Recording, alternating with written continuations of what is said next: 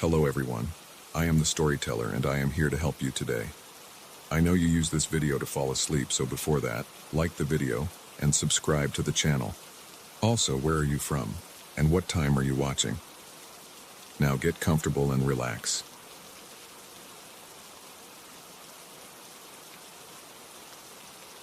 I moved into this house 3 weeks ago. I'd never heard weird noises in the middle of the night before. I'd never worried about a single helium balloon shifting places on its own. Now I can't get either of those things out of my mind. Every evening I catch myself looking up at the ceiling, waiting to hear that faint creak or scrape. I feel uneasy whenever I glance at the attic door in the hallway. And it all began because of a simple balloon. I'm 33 years old. My wife and I rented this old 2-story house because it had enough space and the rent was cheap. The building has a narrow driveway on the side, chipped paint on the front porch, and some old shingles on the roof that look like they've seen better days. Inside, the hardwood floors squeak in random spots and a few door frames are warped from age. There's also a small door in the hallway that leads to the attic. It's a pull-down ladder type. Until last week, I never felt curious about it. It's cramped, dusty, and I never had any reason to go up there. I figured we'd store a few holiday decorations in that space eventually, but I kept putting it off. We just moved in, and we have a lot of other boxes to unpack. My wife is usually the organized one. She makes sure we handle repairs right away and keep our stuff in order, but she also respects that I hate crawling around in old attics. She didn't push me to explore. We both left that part of the house alone. We set up our bedroom in the largest room downstairs because the master bedroom upstairs has a weird smell.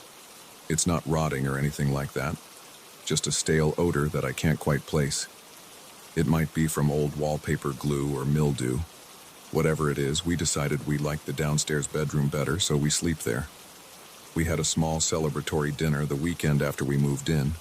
We invited my parents over to check out the place. My wife bought a small helium balloon that said "Congrats" on it. We tied it to the back of a chair in the dining room. It was just a fun little touch for the dinner. A few days later, after my parents had gone home and we'd cleaned up, I noticed that balloon was still floating near the ceiling. My wife joked about how helium balloons always seem to last longer than we expect. She ended up removing the ribbon and letting it drift around in the hallway. She thought it was funny to watch it bump against the ceiling whenever we walked by. That balloon became a sort of random decoration in the corridor. I'd see it near the bathroom door sometimes, then it would drift toward our bedroom door later. We don't have any ceiling fans in that area and the windows stay closed because the nights get chilly. But helium balloons move around, right? Even the slightest changes in air pressure can nudge them along. I didn't think much of it. Then came the first odd event. I woke up early on a Monday. I got ready for work, walked into the hallway, and noticed the balloon was missing. I checked around the living room and kitchen. Nothing. It wasn't in our bedroom or the downstairs closet. I shrugged and figured the balloon might have deflated somewhere, maybe got stuck under a table. I didn't have time to keep searching, so I left for work. That evening when I got home, I was in a rush to get dinner started. I didn't even remember the balloon until later. I was taking some stuff upstairs to put in the spare bedroom. When I got up there, I saw that attic door in the hallway. I paused. Something felt off, but I couldn't put my finger on it. Then, as I started walking away, I noticed something floating in the attic's small overhead opening. I had never opened that hatch, but I could see a faint shape of something round near the top of the pull-down stairs. I stood there, staring. My heart started beating a little faster. I've never been a superstitious person, but it made no sense for a helium balloon to find its way up there. I grabbed a flashlight from the spare bedroom, pulled the attic door down, and slowly climbed the foldable ladder. Sure enough, in the center of the dusty, dark space, that balloon was hovering. The attic smelled musty, like old cardboard. I saw a few spider webs in the corners. The wooden beams were uneven. I had to crouch to avoid hitting my head. The floor up there is just thin plywood laid over the joists. There was no wind, no open window. The balloon was still inflated, drifting in the center of the room. I looked around. The only source of light came from the small bulb I switched on near the entrance. There's no other exit, no open vents, nothing. I stood there for at least a minute, confused. I finally reached out and grabbed the balloon string. My heart thumped in my chest. I checked if maybe my wife had moved it up there for some reason. It seemed like a bizarre joke, but I couldn't think of anything else. I gently brought the balloon back down into the hallway and called for my wife. She was in the kitchen, putting away groceries. I asked her if she had gone up to the attic. She gave me a blank stare and said no. She even asked me, why would I bother with that dusty place? I believed her. She's not a fan of the attic any more than I am. Plus, she was busy earlier, and I was at work. She said she'd been home the whole afternoon, but she insisted she never touched that balloon. I felt uneasy, but I tried to laugh it off. I said maybe a draft carried it upstairs, though in the back of my mind, I knew that made no sense. The attic door had been closed the entire time. We ended the night watching TV. I placed the balloon in the living room. I didn't want to deal with it anymore. I fell asleep that night without any strange noises. But around 3 in the morning, I woke up suddenly. I heard what sounded like soft footsteps above me. Just a few light thumps, followed by silence. Then maybe 20 seconds later, a few more. I froze in bed, breathing quietly. My wife was beside me, sleeping soundly. The footsteps, or whatever that noise was, lasted maybe a minute in total. Then it stopped. I felt my pulse racing. My throat went dry. I tried to convince myself it was just the house settling or maybe some old pipes, but it sounded exactly like someone walking back and forth. I didn't have the courage to go check that night. I just stayed in bed, eyes open, waiting to hear the noise again. It never came. In the morning, I felt tense. I told my wife about it. She said, "Houses like this make noises, especially when the temperature changes." She suggested we call the landlord if it continued. I agreed, but I still felt uneasy. My mind kept jumping back to the attic incident with the balloon. 2 days passed. I heard the same noise again on the second night around the same time, light footsteps above my head. I tried to be brave, but my heart pounded so hard that my hands shook. I got out of bed, stepped into the hallway, and looked up at the attic door. Everything was dark and quiet. My wife came out behind me, half awake, asking what I was doing. I told her I heard something. She listened for a few seconds, but we heard nothing else. She said I was too wound up about the balloon and told me to go back to bed. I decided to check the attic the next day. I wanted to look for a loose board, or maybe an animal. Sometimes raccoons or squirrels get inside old houses. It was around 8 p.m. when I felt ready to do it. My wife was in the living room, reading. I didn't want to drag her into the mess if I was just being paranoid. I grabbed a flashlight again, climbed up those squeaky steps, and stuck my head into the attic. The air felt thick and stale. The single bulb lit up the space just enough to see the floor. At first, everything looked the same as before. Some dust, a couple of discarded boxes from the previous tenants, a few dead bugs. Then I noticed something near one of the beams. I walked over carefully, stepping on the wooden planks. My stomach turned. The helium balloon was there again. This time, it wasn't just floating around. It was tied to an old piece of wire that was sticking out of the beam. I could see the balloon's string looped around that rusty wire, as if someone had secured it there. There was just enough slack for the balloon to move a bit, but it was basically stuck in one spot. I stood there in disbelief. I felt a chill spread through my body. My breath became quick and shallow. My skin prickled with goosebumps. I looked back at the hatch opening. Nobody else was up there with me.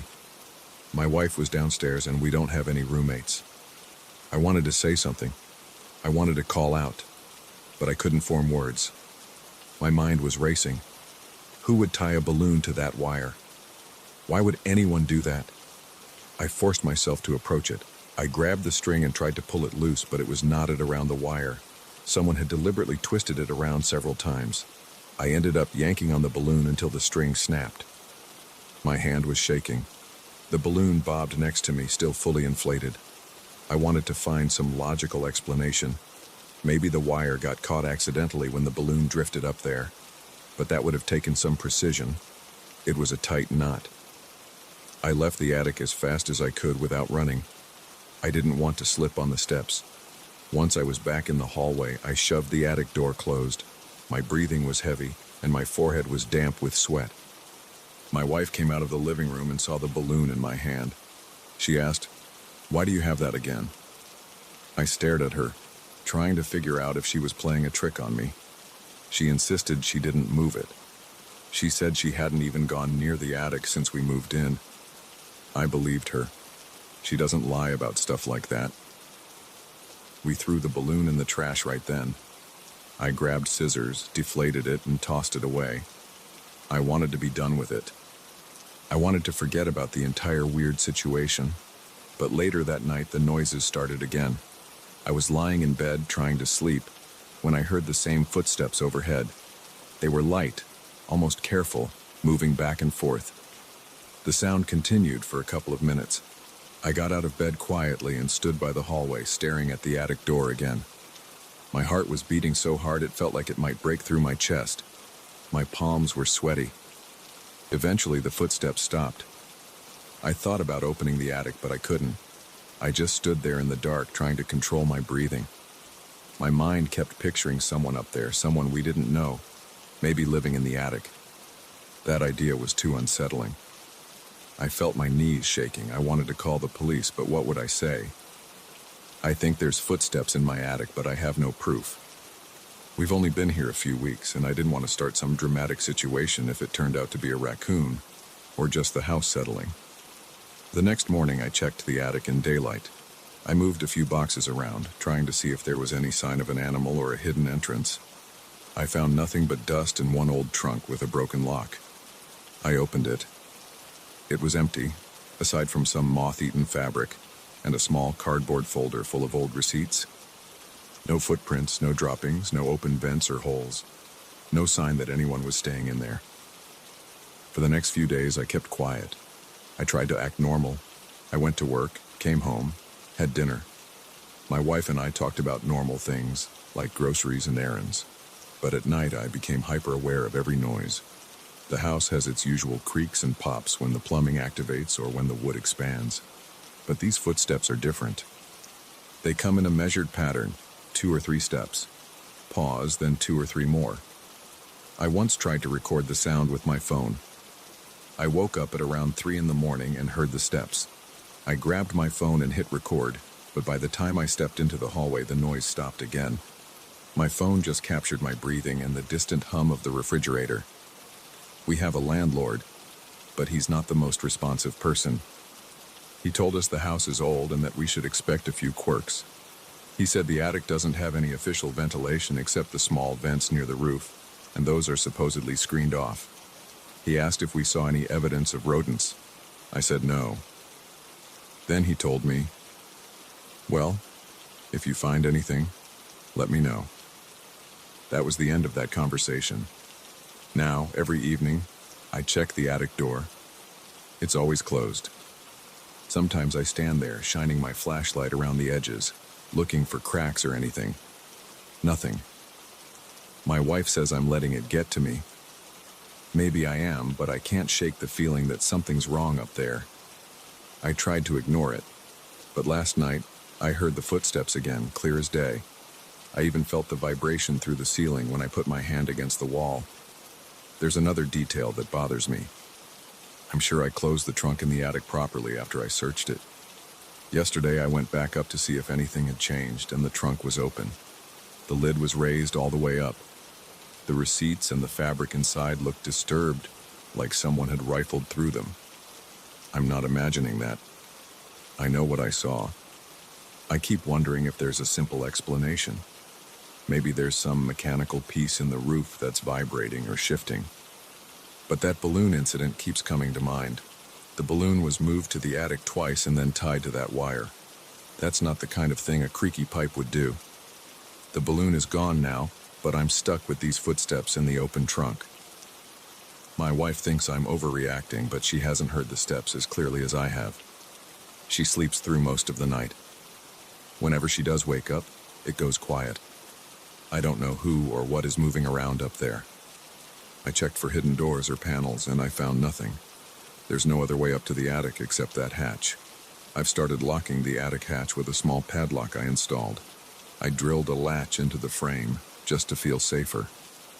It might be overkill, but it gives me some peace of mind. Now when I look at that door at night, I see the lock, and I hope that if something or someone tries to come down, I'll at least hear them struggle with it. The footsteps haven't stopped, though. 2 nights ago, I heard them again. It's even more unsettling because if someone is up there, they shouldn't be able to leave.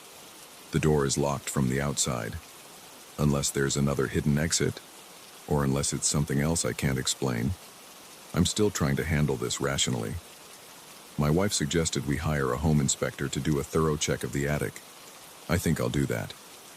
If they find evidence of an animal or an opening, then at least we'll have answers. If not, I don't know. I keep replaying the balloon scenario in my head. The moment I found it up there the first time, it made no sense. Then seeing it tied to a wire made me feel sick. I can't forget that feeling of standing in the attic, seeing a simple helium balloon secured in place by a knot I didn't make. At this point, we're considering moving out when our short-term lease is up. This house has too many strange things going on. The rent was cheap, but I don't think it's worth the stress. My wife is more relaxed about it, but she sees how it affects me. I've been losing sleep. I walk around with a knot in my stomach, half expecting to hear those steps every time I drift off to sleep. Sometimes I lie in bed, listening so hard that every tiny creak makes me jump. I don't know who or what went up there with that balloon. I don't know why it was positioned right in the middle of the floor, or why it got tied to that wire. I don't know why the trunk in the attic keeps ending up open. All I know is that the footsteps haven't stopped, and I can't pretend they're just in my head. If this continues, I'll probably call a professional and have them check every inch of the attic and the roof. Maybe they'll find a gap or a hidden hatch that leads outside. I want to believe that's all it is. Until then, every night I stare at the ceiling and wait. Even when I'm exhausted, my mind refuses to shut down. I picture an intruder or some stranger living up there. Then I picture the balloon drifting on its own, moving to the attic without explanation. I can't decide which scenario is worse. For now, I'm just dealing with the situation the best I can. But I'm ready for some answers. I'm tired of feeling tense in my own home. This was supposed to be our fresh start, but instead it's become the place where I lie awake at night, listening for footsteps that may or may not belong to someone I never see.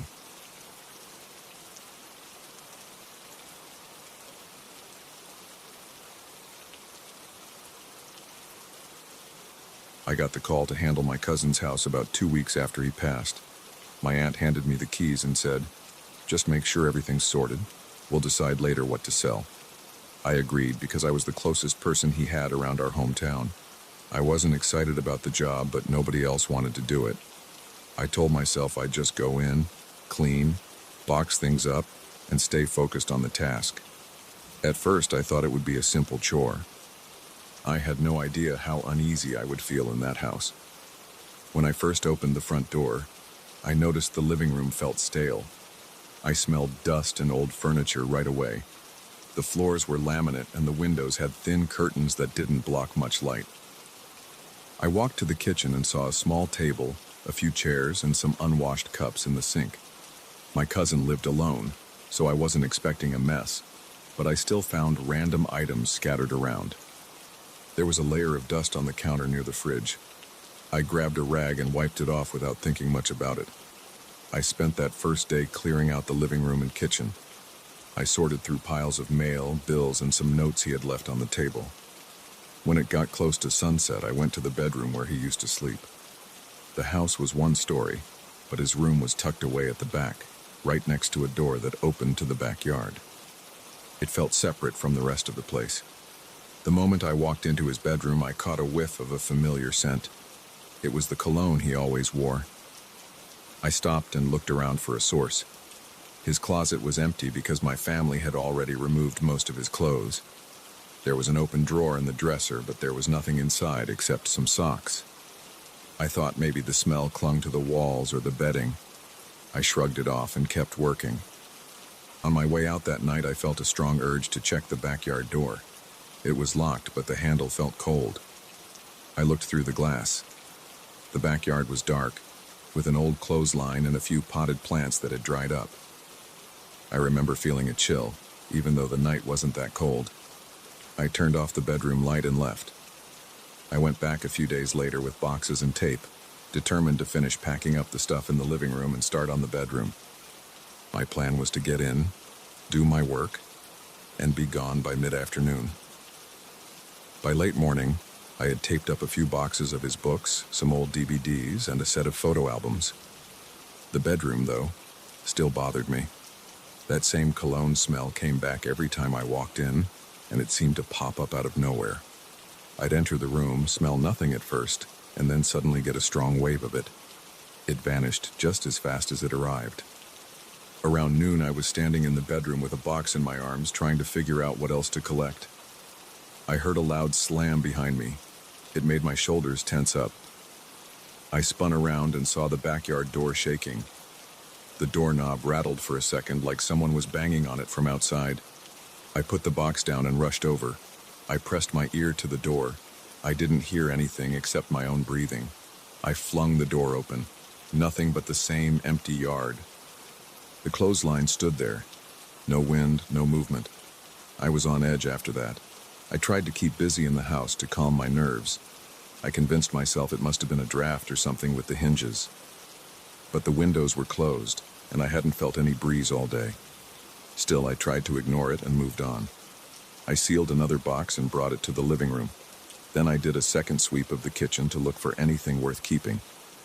While sorting old pans and plates, I kept glancing toward the bedroom door, half expecting it to slam or something else to happen.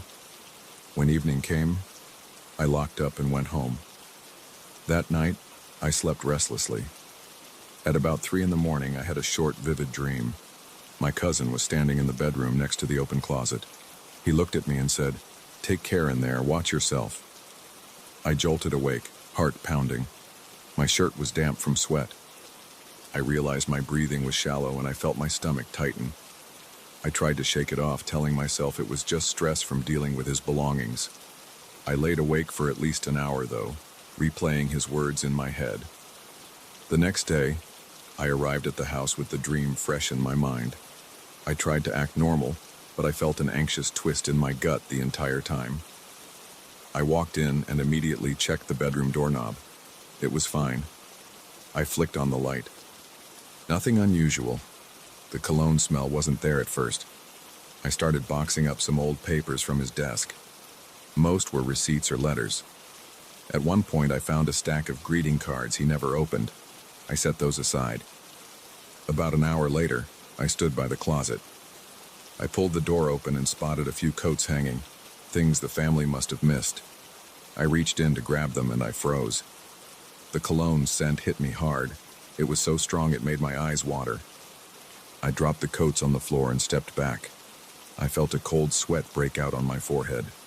I wondered if there was a bottle of the stuff hidden in the closet.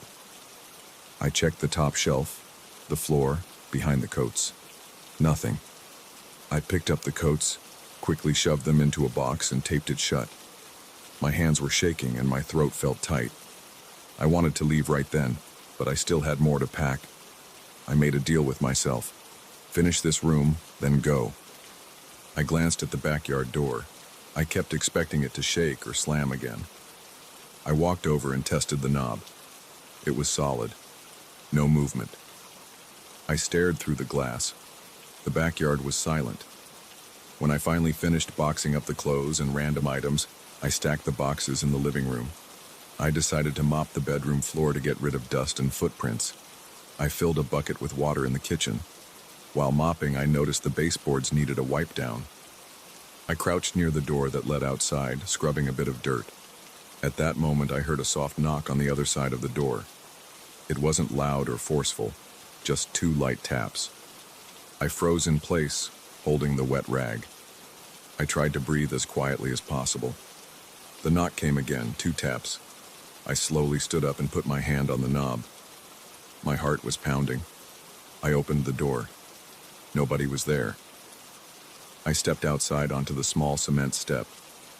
The yard looked empty. I felt the air on my face, which was hot from adrenaline.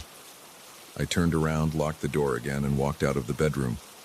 I decided that was enough for one day. That night, I couldn't rest.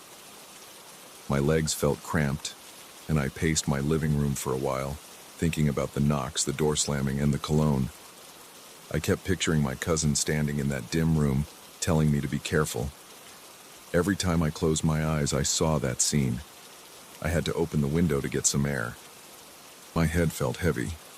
I sat in my chair, telling myself that I was just spooked because of the stress, the emptiness of the house, and the memories. I tried to write down a to-do list to stay rational. I wanted to finish cleaning and put it on the market fast so I wouldn't have to step in there anymore. The next day, I arrived in the late afternoon, hoping to finish while there was still daylight. I went straight to the bedroom, determined to power through. The moment I flicked the switch, the light bulb popped and went out. It startled me.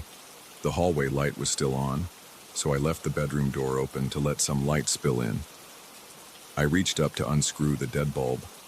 My hands were shaking, and I dropped it on the floor. It didn't shatter, but it clanked and rolled near the corner.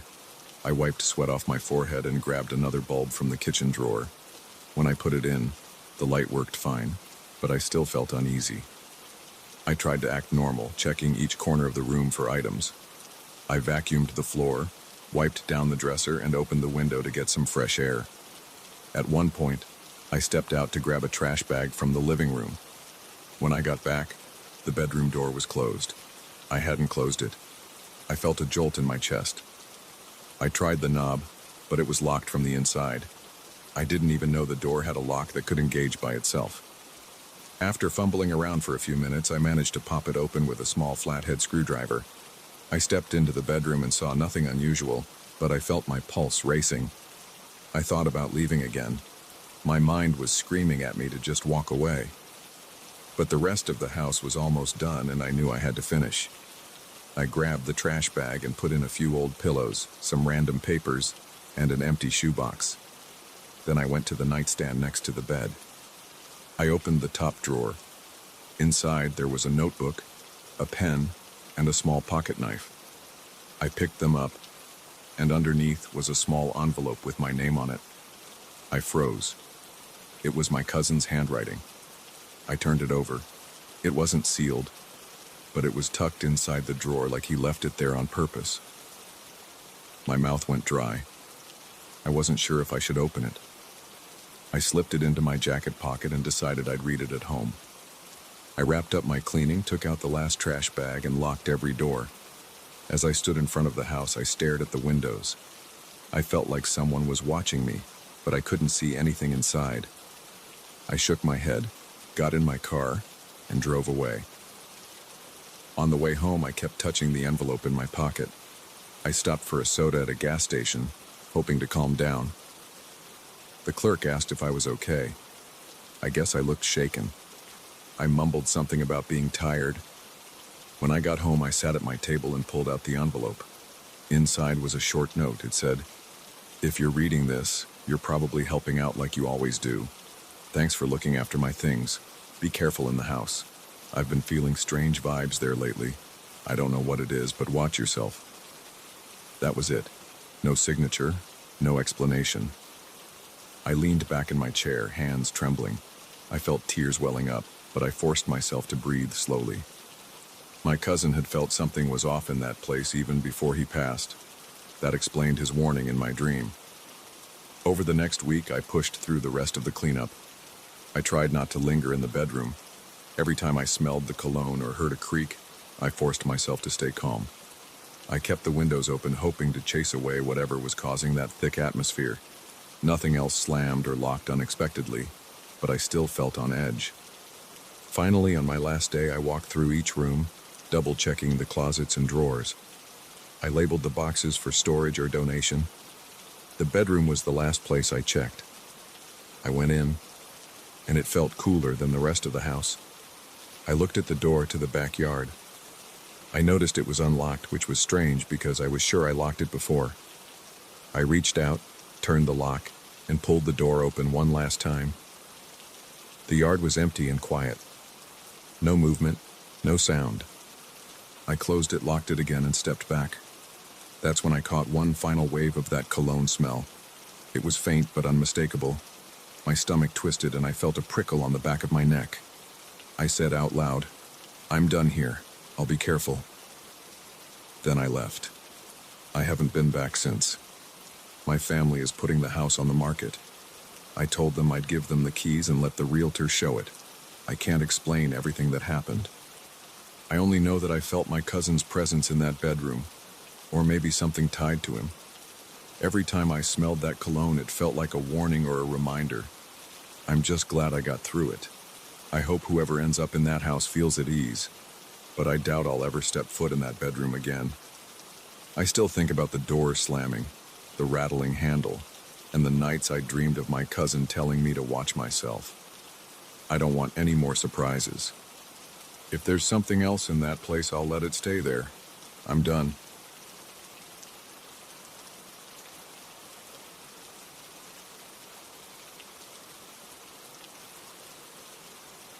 I walked into that office on my first day with more excitement than caution. I'd signed the lease a week before, packed my desk supplies, set up my laptop, and checked the light fixtures. Everything seemed normal. The space had a slight odor of old paint, but I didn't think twice about it.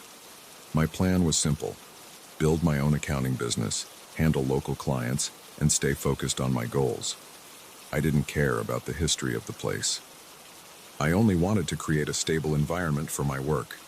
The day I got the keys, I noticed a large built-in closet with an old wooden door and a tarnished lock. I glanced at it, opened and closed it once, and then moved on. It felt like an unremarkable detail. I had no idea it would become the center of my concerns. I'm a straightforward guy. I handle numbers. I rely on logic. So when small things started happening, I chalked them up to my own stress. A few days in, I walked into the office on a Tuesday morning and saw that the closet door was cracked open. I remembered closing it before I left, but it wasn't a big deal. I figured I had forgotten. I pushed it shut and locked it out of habit, even though I had no reason to lock it. Then I sat down at my desk, powered up my laptop, and started checking emails. Within a few hours, I was buried in work, not thinking about the closet at all. Around lunchtime, I decided to go out for a quick sandwich. When I returned, I saw the door was open again. Not fully open, just a few inches. The lock was hanging loose, like someone had turned the key. I went inside and put my hand on the knob. It felt cool. The wood around it had small cracks, as if someone had forced it multiple times over the years. I stared at the old lock, but I couldn't see anything unusual. There was no scratch or sign of forced entry. I closed it gently and decided to ignore it. For the rest of that day, I worked without any distractions. When I left in the evening, I double-checked the door. It was shut. I even jiggled the handle a bit. It stayed locked, so I shrugged it off and headed home. 2 days later, I arrived and found the closet locked. That by itself wasn't strange, except I knew I hadn't locked it when I left. I usually only turn the key when I feel extra cautious. I tried to open it, but it wouldn't budge. I took out the key from my drawer and unlocked it. I saw my folders and spare boxes right where I left them. I didn't see anything missing. I dismissed the whole thing, but over time, folders started disappearing. At first, I thought I was just misplacing them. I'd look for a file labeled Client A 2022, and it wouldn't be on the shelf. Then the next day, it would turn up in the same spot I had checked. This repeated a few times with different files. I remember one Wednesday afternoon, I needed an important folder for a phone call with a new client. I rummaged through the closet and couldn't find it. I felt a rush of annoyance. I pulled out every single folder, stacking them on the floor, flipping through them. I checked behind the boxes, under the folders, and even inside an old binder. Nothing. I had to tell the client I'd call back. Then, the next morning, I reached for a random folder and saw the missing one neatly placed on top of the pile. I stared at it, feeling a jolt of confusion. I hadn't touched that closet since I searched it. The folder was just there, like it had never gone anywhere.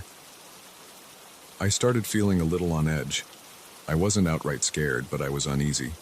I knew I wasn't that disorganized. I spent my life being meticulous with files, but I had no proof of anything unusual, just my own memory. So I decided to keep it to myself. One day, though, I saw the door open slowly right in front of me. I was at my desk, entering data into a spreadsheet, and I heard a subtle creak. At first, I thought it was the office door, or maybe a loose window. But then I noticed movement in my peripheral vision. I stopped typing and turned my head. The closet door was moving, just a couple of inches, but definitely moving. It gave a soft, drawn-out squeak. I felt a tightness in my chest, and I held my breath for a second. I stared at that door. It was open a few inches, enough for me to see the darkness inside. I didn't see anything behind it. No person, no draft, nothing. My heart pounded in my ears. I got up slowly and walked over. I gripped the handle and pushed it shut. I felt an odd chill along my arms. The door didn't feel loose. It had some resistance. There wasn't a gap or anything that would make it swing on its own. I tried to replicate the movement. I opened it halfway, let go, and it stayed in place. I opened it just a crack, let go, and it stayed shut. I couldn't reproduce that slow swing that I had just witnessed. After that, I felt uneasy any time I was alone in the office. Every small noise made me flinch. Sometimes I heard faint tapping sounds, like something shifting inside the closet. I started imagining that maybe there was some old ventilation shaft or a loose board behind the closet. But I never found any real sign of that. The building was old, so I expected it to have creaks and groans, but this felt too deliberate. I decided to set up my phone and record. I placed it on my desk and angled the camera at the closet. I let it roll while I worked. I didn't see anything during the first session, which lasted about an hour. I watched the footage and only heard the faint hum of my computer's fan. No movement, no door opening. Over the next few days, I tried again. I left my phone running while I stepped out for coffee. I came back to find the closet door slightly open, but when I checked the recording, it showed nothing. It was crazy. The door was in the frame the entire time, and there was absolutely no sign of it moving. The only sounds on the recording were passing footsteps in the hallway outside and the low hum of traffic on the street. Yet in person, the door was definitely not in the same position as before. I started to doubt my own perception. Maybe I was forgetting to close it. Maybe I was looking at it from an angle and confusing myself. But the missing folders made that explanation hard to swallow. I tried to approach it rationally. I tested the lock, the hinges, the entire structure. Everything seemed solid, albeit old. There was a bit of rust on the hinges, and the lock was a classic style with a big key. I asked the building manager if he had a spare key or something. He told me he only had the key for the main door and no access to my closet. I believed him because he seemed genuine, and there was no reason for him to lie. One evening, I stayed late to finish up some quarterly reports. It was around 8 p.m. The office was quiet and the hallway lights were dim. I could hear the elevator at the end of the corridor, but nobody seemed to be on this floor. I stood up to stretch and noticed the closet door again. It looked shut, but I felt an urge to check inside. I walked over, turned the knob, and pulled the door open. The interior smelled like dusty wood. My boxes of documents and a few binders were stacked on the bottom shelf. I stepped closer and felt the weight of the still air. I touched the back panel. It was solid, maybe a little damp. I didn't see any cracks or holes. I knocked lightly on the back. It made a dull thud. There was no hollow sound. There was nothing behind it. I left my phone recording on a chair facing the closet while I stood there with the door open. I called out, "Is anyone here?" I felt silly, but I wanted to see if something would happen. Nothing did. There was no shift, no sound, just my own breathing. My throat felt dry and I realized I was tense. I closed the door slowly and watched it. It stayed shut. I locked it and jiggled the handle. It held firm. I walked back to the phone and stopped recording. Once again, I got nothing. Just the sound of my own voice echoing slightly in the empty room. About a week later, the incidents continued. Folders disappeared and reappeared. The door was sometimes open when I walked in, or it was locked when I knew I hadn't locked it. I started checking local hardware stores for small security cameras. I figured a dedicated camera might be more reliable than my phone. I bought a cheap motion-activated camera and set it up on a small tripod near my desk. I aimed it right at the closet, making sure the entire door was in frame. Then I went about my business. I told myself I would review the footage at the end of the day. The first day I tried the camera, nothing triggered it. I found the door locked in the morning and locked when I left. The second day, the closet door was slightly open when I arrived. I reviewed the footage, and it showed no movement. The motion sensor never turned on. It was like the door never budged. I felt frustrated, but I also felt an increased sense of dread.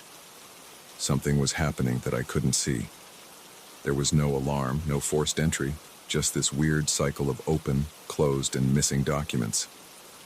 I started thinking about the people who might have rented this office before me. I asked the property manager if he knew. He said a few accountants and maybe a small law firm had used it in the past. He said he didn't keep detailed records, just old paperwork for the building.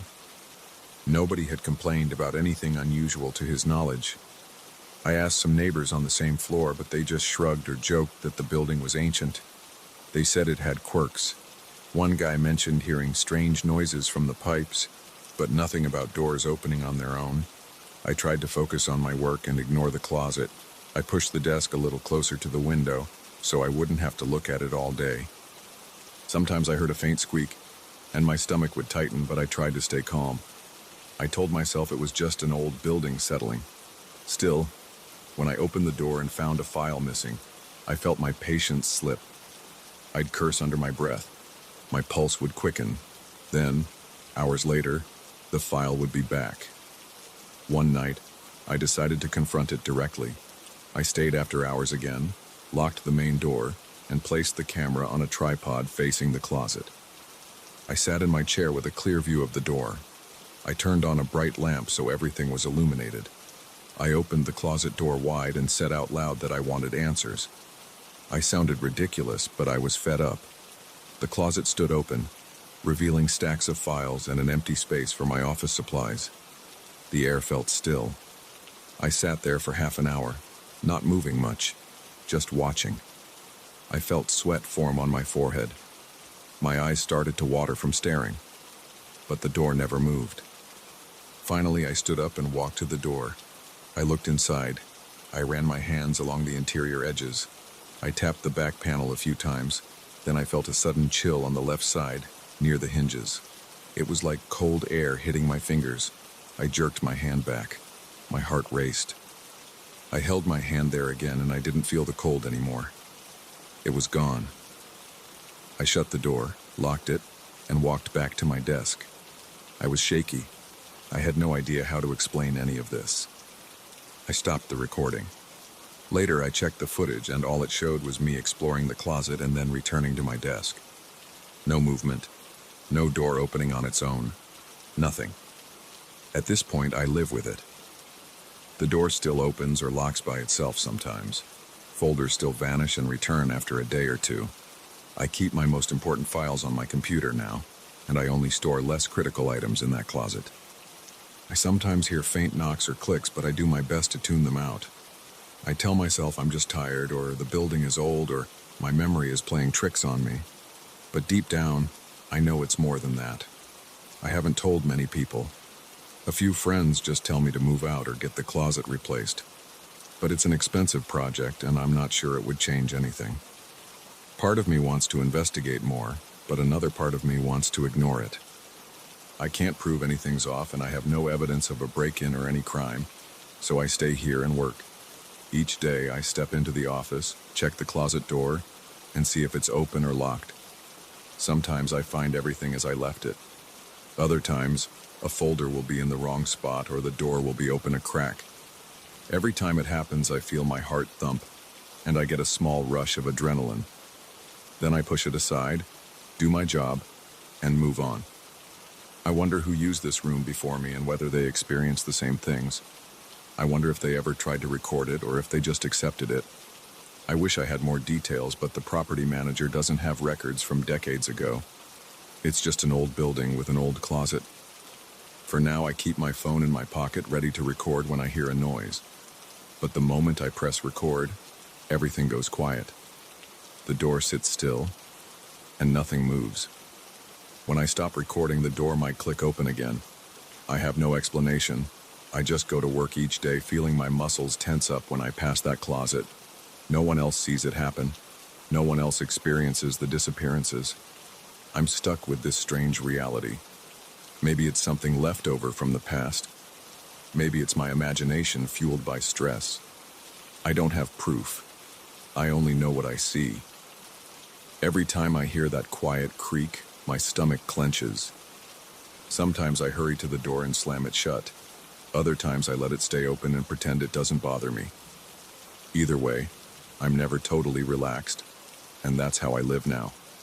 I keep moving forward, doing my accounting work, and dealing with the phone calls and emails. But in the back of my mind, I'm always waiting for the next time the lock clicks without warning or a file vanishes and reappears. That's the daily reality of my small old office, and that's the story I have. It's not dramatic, it's just me in a closet that won't stay put, and it's enough to keep me on edge every single day.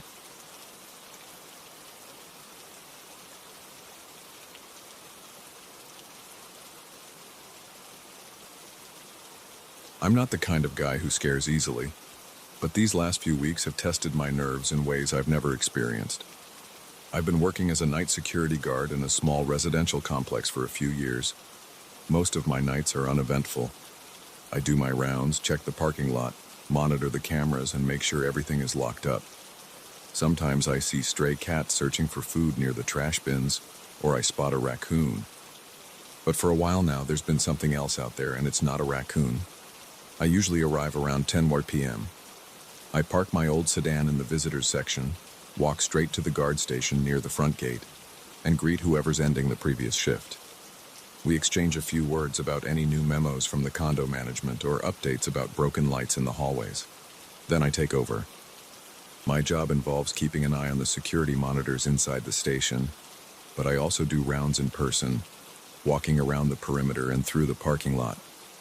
The place has around 25 apartments split across a few buildings. The parking lot sits in the middle. There's a gate that only residents can open with their remotes, and there's a big perimeter wall covered with those little broken glass shards at the top. It's not the fanciest place, but it's safe enough for most people.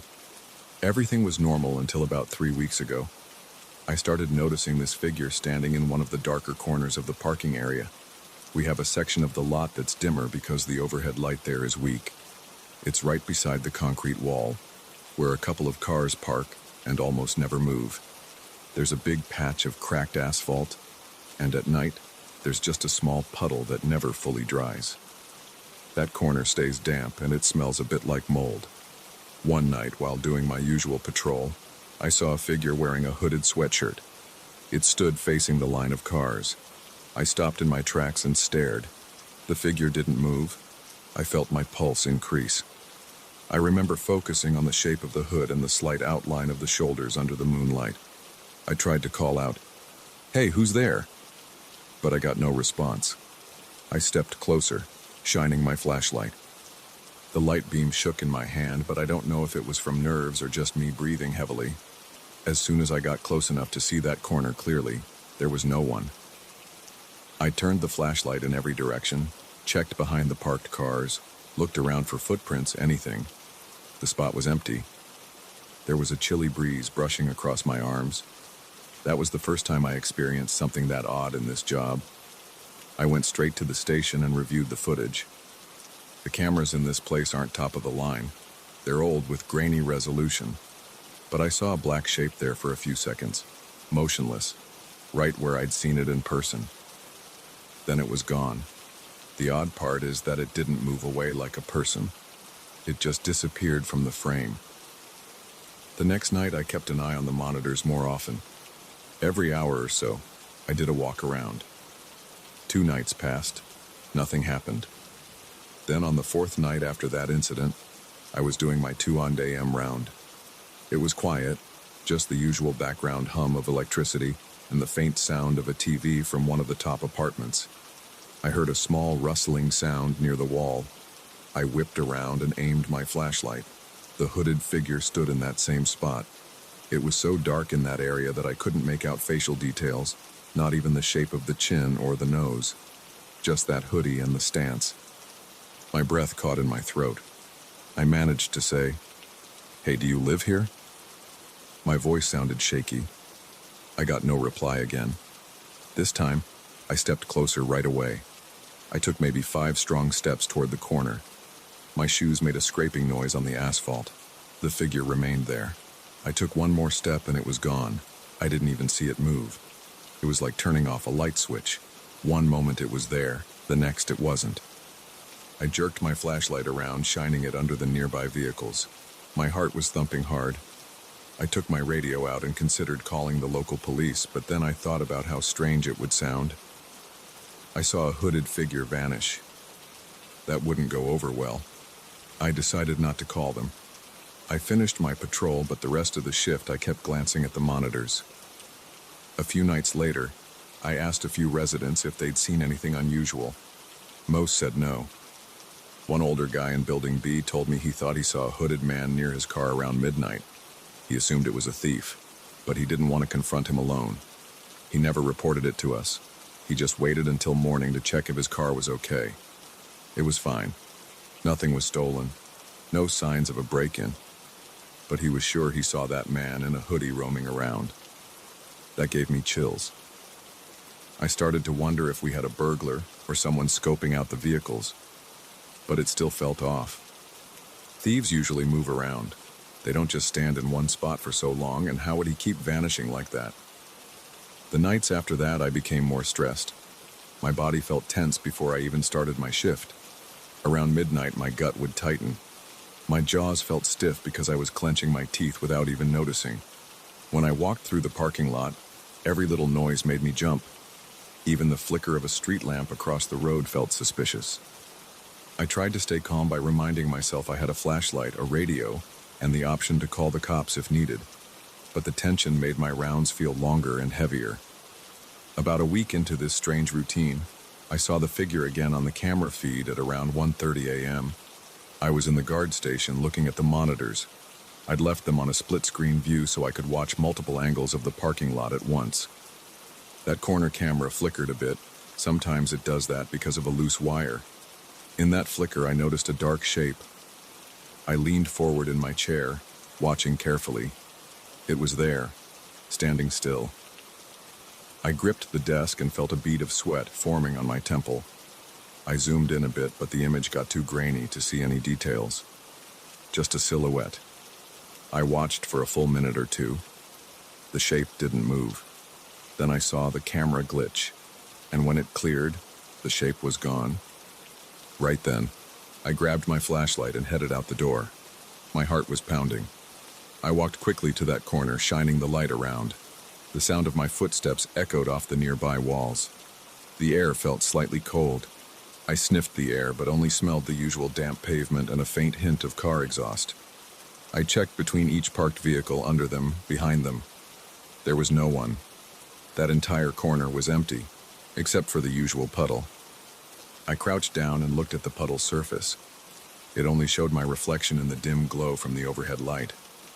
No footprints or anything unusual.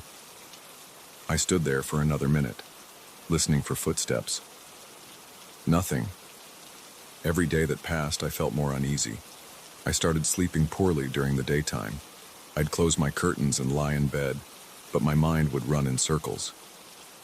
I pictured that hooded shape lurking around and wondered if it was actually human or something else. I got up, splashed water on my face, drank some coffee, tried to calm down. But by the time my next shift started, I was on edge again. It turned into a cycle of tense nights and fitful days. I brought it up with the condo manager. He's a short guy, balding, always wearing a collared shirt tucked into his slacks. I told him we might have a trespasser. I mentioned the camera footage and my personal encounters. He seemed concerned at first, but when I showed him the recordings, he just shook his head and said, "That could be a glitch, or maybe some kid messing around. Keep an eye out, but let me know if it escalates." I asked for better lights in that corner. He promised to see what he could do, but he didn't sound eager. A new lamp costs money after all. I tried to rationalize it. Maybe it was a person wearing dark clothes who knew how to slip out of sight. If so, how did they come in without tripping the gate sensor? Could they climb over the walls? It's possible, but I'd expect to hear some noise or see a sign of them climbing. I thought about the idea of the figure being a resident who liked to walk around at night. But why hide? Why vanish so fast? And the old man's story about the hooded man near his vehicle matched my sightings. We couldn't both be imagining the same figure. One night I decided to stay near that corner in the shadows instead of walking around. I figured I'd wait for a while and see if the figure showed up. I stood behind a parked SUV around midnight, keeping watch. The night was quiet.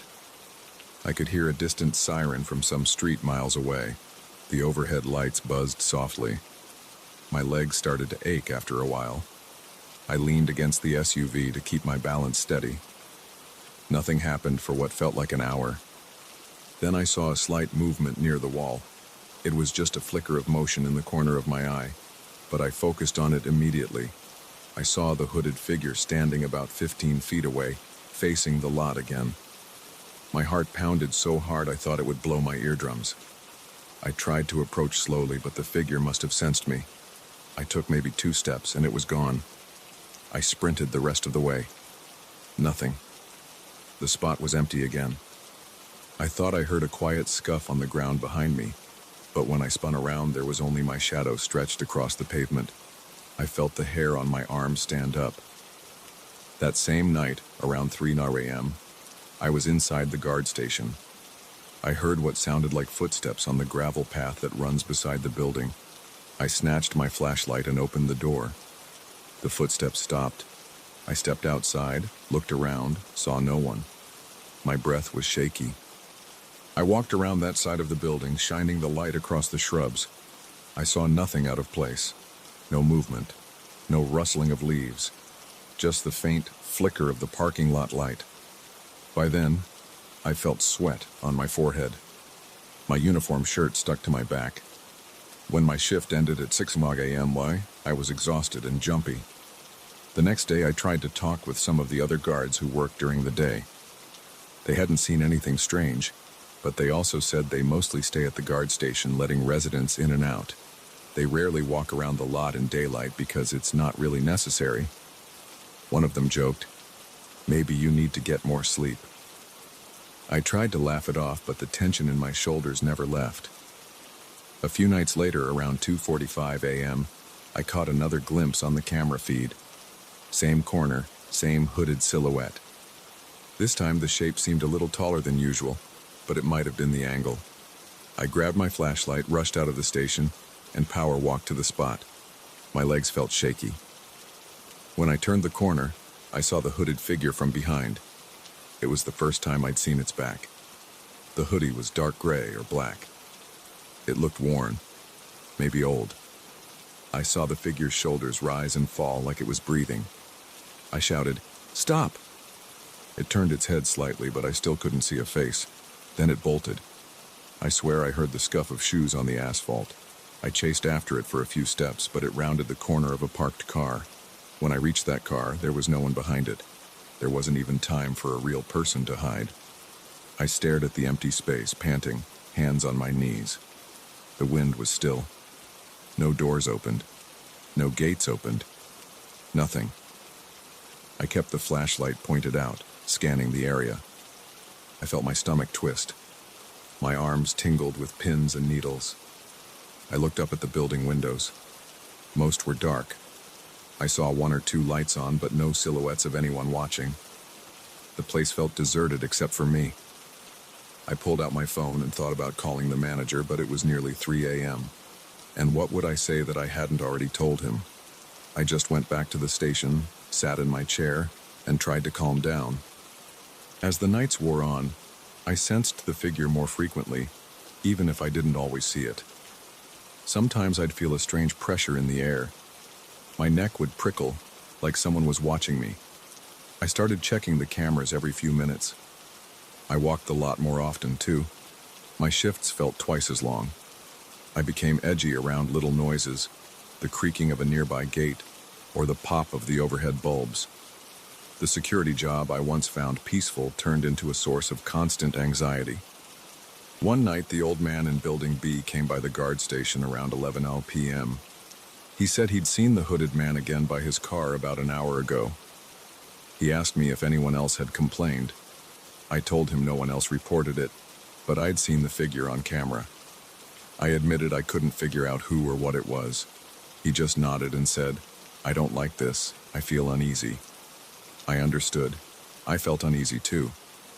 He went back to his apartment and I sat there thinking about how this wouldn't go away on its own. I wanted to get a better look at that face, but every time I got close, the figure vanished. By now, it's been almost a month since the first sighting. The figure still appears in that dark corner, though not every night. Sometimes I'll go a few days without seeing it. Then it shows up again, standing motionless, staring in the direction of the parked cars, or walking between them. When it appears, it doesn't run around messing with anything. It doesn't break windows or slash tires. It just stands or moves quietly. But it's enough to make me dread my rounds. I keep hoping for a moment when I can catch it clearly on camera or confront it in person. But my attempts all fail. I've tried different tactics, walking the perimeter in the opposite direction, checking that corner first, using the camera's zoom function to watch for longer. Nothing helps. The figure shows up when it wants and it leaves no trace. No footprints, no items left behind. It just leaves me with that pounding in my chest and a sense of uncertainty that follows me even after my shift ends. I've reached a point where I'm expecting something to happen next. Maybe it's a trickster or a person with some weird intention. Maybe it's something beyond my understanding.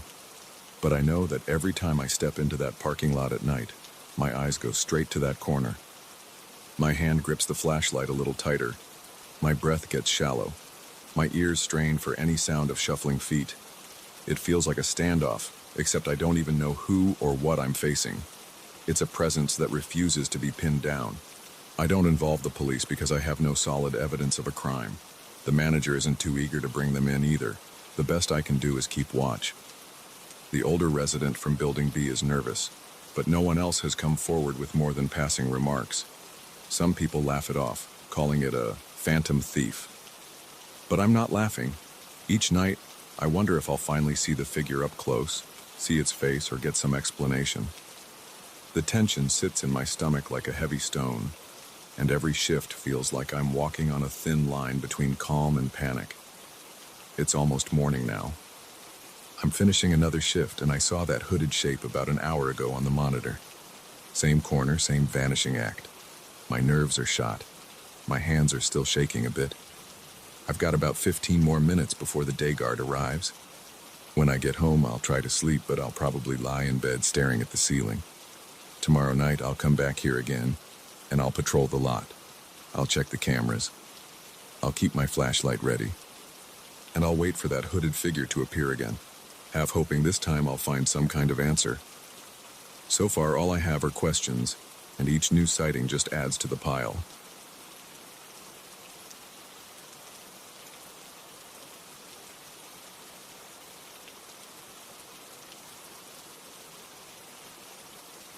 I moved into my small rural property about 3 weeks ago. The house sits on flat land with a patch of trees behind it and a modest orchard to one side. The only things I saw as potential problems were the old wiring and the low-ceilinged basement. I'm not a nervous person and I'm used to quiet surroundings, but something here made me uneasy from day one. I'm going to explain exactly what happened, step by step, without any dramatic flourishes or fancy language. I just want to share the facts as I experienced them. The day I got the keys, I parked my pickup near the front porch and hauled in a few boxes. The place was mostly furnished because the previous owner left a lot of his old stuff behind. He told me he was downsizing and didn't want to bother with the furniture. I walked from room to room, checking light switches and windows. The house felt ordinary, maybe a bit dusty. At that point, nothing seemed strange. When I opened the door to the basement, though, I noticed it smelled damp and stale, like old earth. The steps were wood, and they creaked under my weight. I'm about 6 feet tall, so the overhead clearance was low. I had to duck to avoid hitting my head on the floor joists above. It felt cramped, and the single light bulb in the center cast weak light. I stood in one spot, glanced around, and noticed some wooden racks. The previous owner said he used them for storing homemade wine. I saw a few empty bottles scattered around. I didn't stay long because it felt stuffy and I wanted fresh air. Over the next few days, I settled in. I hung clothes in the closets, filled the kitchen cabinets, and set up my tools in a corner of the house. I started a routine of going into town in the morning to grab groceries or hardware supplies. In the afternoons, I'd return and work on small repairs. By the end of the first week, I had replaced a few broken shingles on the roof and cleaned out the gutters. Everything was normal until the second weekend. I wanted to organize that basement. The racks were cluttered with old cans, bottles, and some rusted tools. I walked down there around noon, turned on the dim light, and began sorting items. That was the first time I felt something off. I was kneeling, putting empty bottles into a crate. I heard what sounded like a slow exhale behind me. It was faint, but it was definitely a breath. My own breathing was steady because I was just moving at a regular pace, not exerting myself. This was different. It sounded like another person's slow sigh. I paused and turned my head. There was no one there, but the hair on the back of my neck stood up. My stomach tightened. I told myself it might be the old wood shifting or the wind coming through a crack in the foundation. I got back to work, but I kept checking behind me every few minutes. I didn't hear it again that day.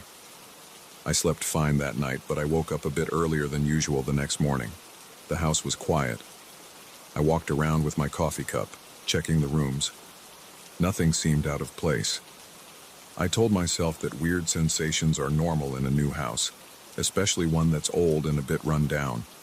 I even tried to laugh it off. Still, I decided I wouldn't linger in that basement unless I really needed to. A few days later, I noticed something else.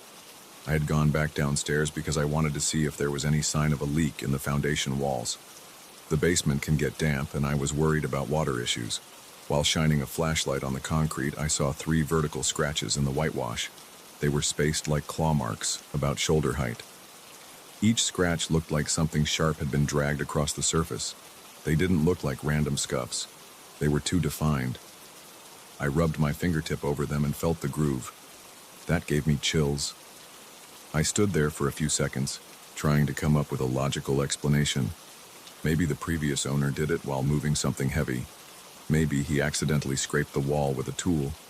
But they looked like repeated scratches. I checked around and didn't see any other obvious damage. I left the basement and tried to push it out of my mind, but it stuck with me.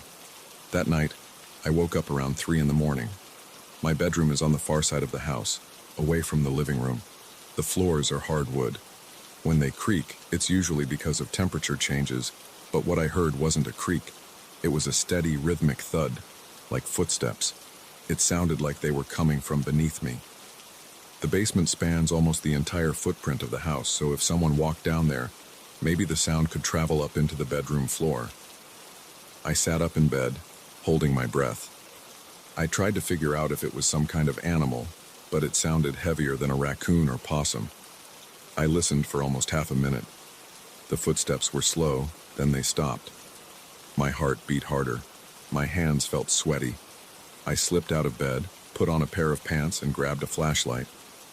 The house was dark. I walked down the hall and flipped the light switch for the kitchen. Nothing looked disturbed. I moved to the basement door. It was closed, but I always keep it locked with a padlock. Now the padlock was dangling, open, on the latch. I froze. I clearly remembered locking it the night before because I never leave that basement unsecured. I pulled the padlock off the latch and examined it. No scratches, no sign of forced entry. It was just unlocked. I flicked on my flashlight and opened the basement door. The single light bulb below was off. Everything was dark. I stood at the top of the steps, shining the flashlight around. The basement looked still. My hands were trembling a bit. I called out, "Hello?" My voice sounded shaky. No response. I flicked the light switch on. The bulb lit up the center of the basement. Nothing seemed moved or out of place. I took a few steps down and scanned the corners. There was no one there. I felt stupid standing there in my t-shirt, holding a flashlight, so I went back up, locked the padlock, and double-checked it. I felt no urge to investigate further. I just wanted to go back to bed, but I didn't sleep well that night. I kept waking up and listening. I heard nothing else, but I was tense until morning. The next day I went into town to buy a new padlock. The hardware store owner recommended a heavy-duty brand. He said it was strong enough to withstand bolt cutters. I didn't explain why I wanted it, I just bought it along with a new hasp for extra security. I installed it that afternoon. I tested it by pulling the basement door. It stayed shut. No wiggle. I felt a bit better after that. I decided to ignore everything else and focus on my normal routine. Things settled for about 2 days. Then, one evening, I finished dinner and sat down in the living room to watch something on TV. Around 9 o'clock, I heard a bump from somewhere near the kitchen. It sounded like a single knock on a hollow surface. I paused the show, walked into the kitchen, and realized the sound was coming from the direction of the basement door. I saw the new padlock. It was still secured. I stood there listening. My pulse was steady, but I felt a wave of apprehension. There was a dull thump, then silence. I put my ear to the door, but I couldn't hear anything else. I told myself it could be the pipes or the wood settling. After half a minute, I went back to the living room. I turned the TV volume up a little and tried to ignore the gnawing feeling in my gut.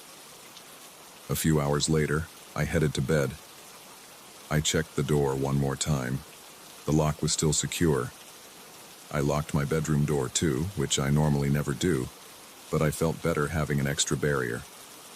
I fell asleep, but around 2 in the morning, I startled awake. The house was quiet except for the hum of the refrigerator. I waited, listening for any footsteps. Nothing. After about 10 minutes, I dozed off again. In the morning, I woke up to sunshine and birds outside. Everything seemed normal. I made coffee, checked my phone, and felt a sense of relief. The daylight usually did that for me. I walked over to the basement door. The padlock was still closed. I decided to check the basement, though, just to be sure. I grabbed the key, unlocked the padlock, and pushed the door open. My footstep on the top stair echoed in the basement. When I reached the bottom, I stood still and scanned the area. The racks looked the same. The old bottles were still on the floor in one corner. Then I noticed something new on the wall opposite the scratch marks. There was a faint smear. It looked like a handprint, but smudged, as if someone with dirty fingers had pressed against the whitewashed wall. I went closer and carefully placed my hand over it. It was about the same size as my palm, maybe a bit narrower. The print was grayish, like dust or ash. I touched the wall, but it was dry. No moisture. My stomach turned. I realized I hadn't been on that side of the basement for at least a week. I searched the whole area, looking behind boxes, opening the old cabinets in the corner. I didn't see any footprints or signs of someone living down there.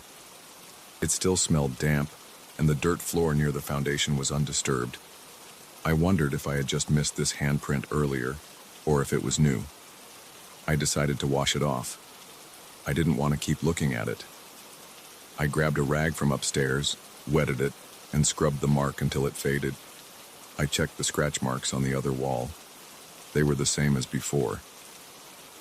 I left the basement, locked it again, and sat down in my kitchen with a second cup of coffee.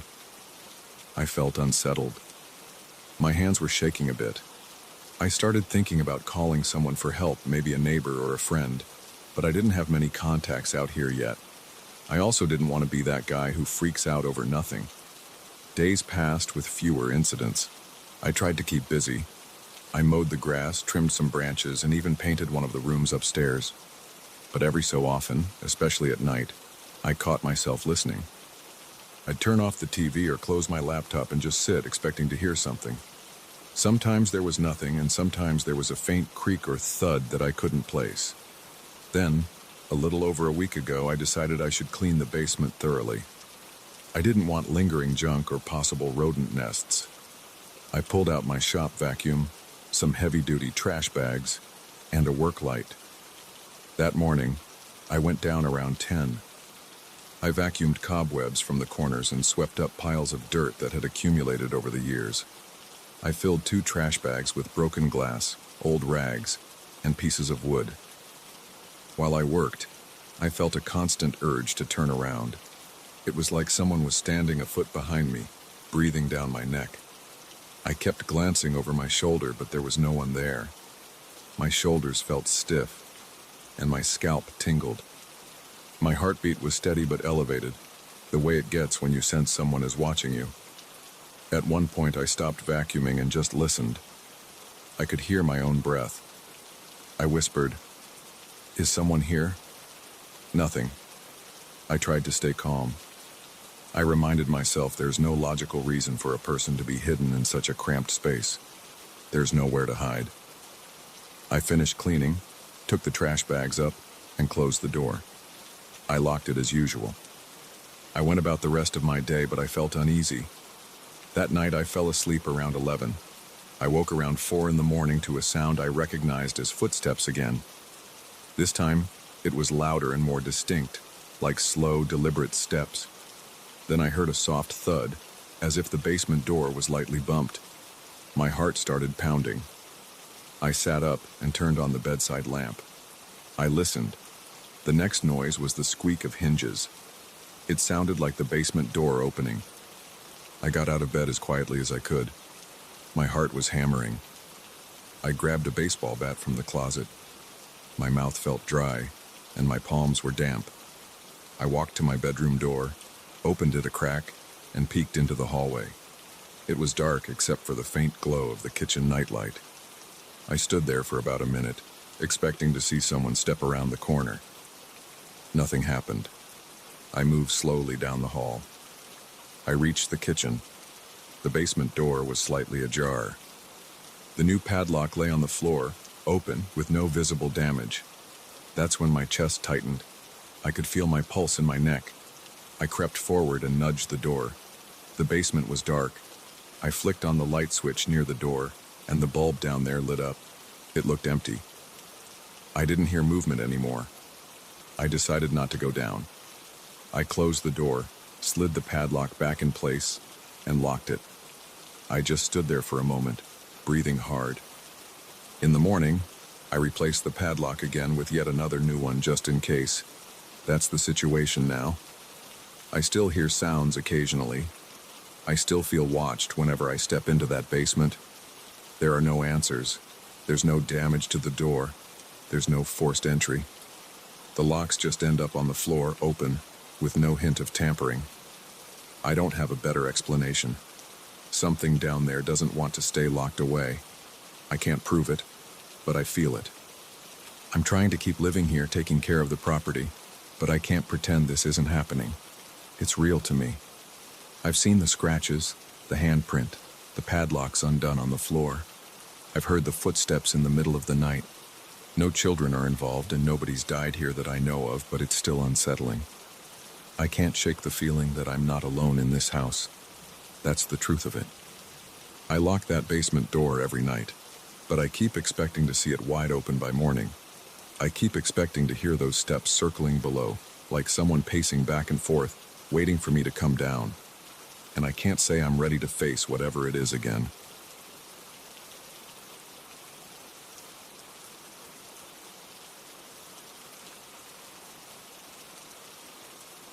I've been driving trucks for over 10 years, and there's one place that still makes me tense. It's a lonely intersection in the countryside of São Paulo, right in the middle of sugarcane fields. My radio always cuts out there. My phone goes out of range. Even the insects stop making noise. It's like the entire area holds its breath, and it shakes me up every single time. I first started hauling cargo through this route about 5 years ago. It's a long stretch, mostly 2-lane roads, lots of sugarcane on both sides. Sometimes there are gaps in the cane where you can see a small house or a dirt road, but most of it is just tall green stalks. The intersection I'm talking about isn't marked on the GPS as anything special. It's just a turnoff toward a few remote farms. But I remember the first time I passed it. It was around noon, and I noticed the radio static. That alone didn't bother me. Plenty of back roads in Brazil knocked the signal out. Then my phone signal died. Again, not a huge surprise. But the weird thing was the silence around me. Usually I hear insects buzzing or birds rustling around in the cane. That day, it felt like I'd gone deaf. My ears felt plugged. I turned off my engine for a moment to see if I could hear anything outside. Nothing. Then, after I drove on, the usual sounds came back. At first, I chalked it up to normal reception issues. I drove that route a few more times, noticed the same pattern, and never saw anything out of the ordinary until about a year after I started that job. That night I had a delivery up north and needed to pass by that intersection. It was close to 2 in the morning when I got there. I remember it clearly because I was a bit tired, and I was thinking about whether I should stop for coffee at the next rest stop. The road was pitch black except for my headlights. The cane fields on both sides were still, not even a rustle from the wind. My radio was just static, so I turned it off. My phone was on the seat next to me, showing no service. Everything felt heavy. Then I saw something up ahead on the right shoulder. It looked like a person wearing white. I assumed it might be someone needing help, maybe a hitchhiker. I slowed down. My high beams lit up that spot, and I noticed what seemed like a long dress. I couldn't see a face. In the blink of an eye, the figure was gone. It didn't jump or run. It just vanished. I braked hard. The truck shuddered and my heart thumped in my chest. I kept staring where the person had been. My eyes were tired, but I knew I saw something. I pulled over, left the engine running, and grabbed a flashlight. I walked around the side of the road. My legs felt shaky. I shined the light into the cane, expecting maybe someone had fainted or fallen. The cane leaves rustled when I pushed them aside, but I didn't see any movement deeper in. No footprints, no torn fabric, no sign of anybody. After a few minutes, I decided to get back in the truck. My hands were sweating. I sat there for a moment, trying to slow my breathing before I started driving again. That night, I couldn't get the image out of my head. I mentioned it to a friend of mine who also drives trucks in the region. He shrugged and said the roads are weird at night and sometimes the eyes play tricks. He said he'd driven that route plenty of times and never saw a thing. That made me question my own experience. Maybe I was just seeing a reflection in the cane, or maybe I was too tired. But then a few months later, I passed by that intersection again around midnight. I was more alert this time. The same silence hit me like a wall. Even my AC vent felt too loud in that moment. I kept my eyes peeled for anything on the shoulder. Right when I came up to that turn, I thought I saw movement to my left. It was so quick that I almost doubted it, but it looked like white cloth fluttering at the edge of my headlights. I clenched the wheel. I got that same jolt in my chest. The figure didn't show up in full, so I kept driving, but I felt a prickling along my neck. My skin was clammy, and my pulse pounded in my ears. I didn't stop this time. I was too scared to find out if someone was actually standing there. I didn't like it, but I convinced myself I had a schedule to keep. After that, I tried to avoid that road at night. For a while, I changed my schedule so I'd pass the intersection during the day. I told a few buddies about my experience, but nobody else reported seeing a person in white. They did mention the signal drops and the silence, but they said it was just normal for that stretch. Maybe it is, but the figure I saw didn't feel normal at all. I want to be clear. I'm not someone who buys into stories about ghosts or whatever. My job is straightforward. Pick up cargo, drive to the destination, deliver, and repeat. I handle breakdowns, weird roads, and occasionally suspicious folks near rest stops. That's part of the job, but that intersection rattled me in a way I can't ignore. There was one night, about 6 months ago, that really got under my skin. I was hauling a load of produce and I got delayed. I knew I'd hit that intersection around 3 in the morning. It was raining lightly, not enough to wash out the road, but enough to make visibility a challenge. My wipers were going, and every few seconds, the passing headlights of an oncoming car would blind me a bit. The radio was just hissing, so I turned it off. My phone showed no bars once again. When I got near the intersection, I had this heavy feeling in my chest. My eyes darted from side to side. The cane looked taller than usual. Everything felt closed in. The rain tapped on the windshield, and my hands gripped the steering wheel so tight they hurt. As I approached, I saw a pale shape on the side of the road again. It was just barely visible between the raindrops and the darkness. I started to slow down. My heart hammered. My mouth went dry. At that moment, I heard a low, quiet moan. It cut through the engine noise. I swear it sounded like someone in pain or someone calling out, but I couldn't make out any words. I braked, trying to see if there was an injured person. I opened my window a crack. The sound was gone. Rain dripped onto my arm, and I shivered. I pulled over, hazard lights on, and grabbed my flashlight. The cane swayed in the drizzle. I heard water hitting leaves. I stepped off the shoulder, scanning the ground. No footprints, no broken branches, nothing. Then I heard a soft rustling behind me. I spun around, shining the flashlight. My beam landed on rows of cane plants. They moved with the wind, but I felt a knot in my stomach. My arms tingled. I didn't see any figure, but I felt watched. I rushed back to my cab and locked the door. I sat there for a minute, my heart beating fast. The interior of the truck smelled like damp cloth and sweat. My shirt stuck to my back. I forced myself to keep going. The rest of the drive that night felt like an eternity. For a week after that, I had trouble sleeping. I kept thinking about that moan. It wasn't loud, but it sounded like a person, or maybe an animal.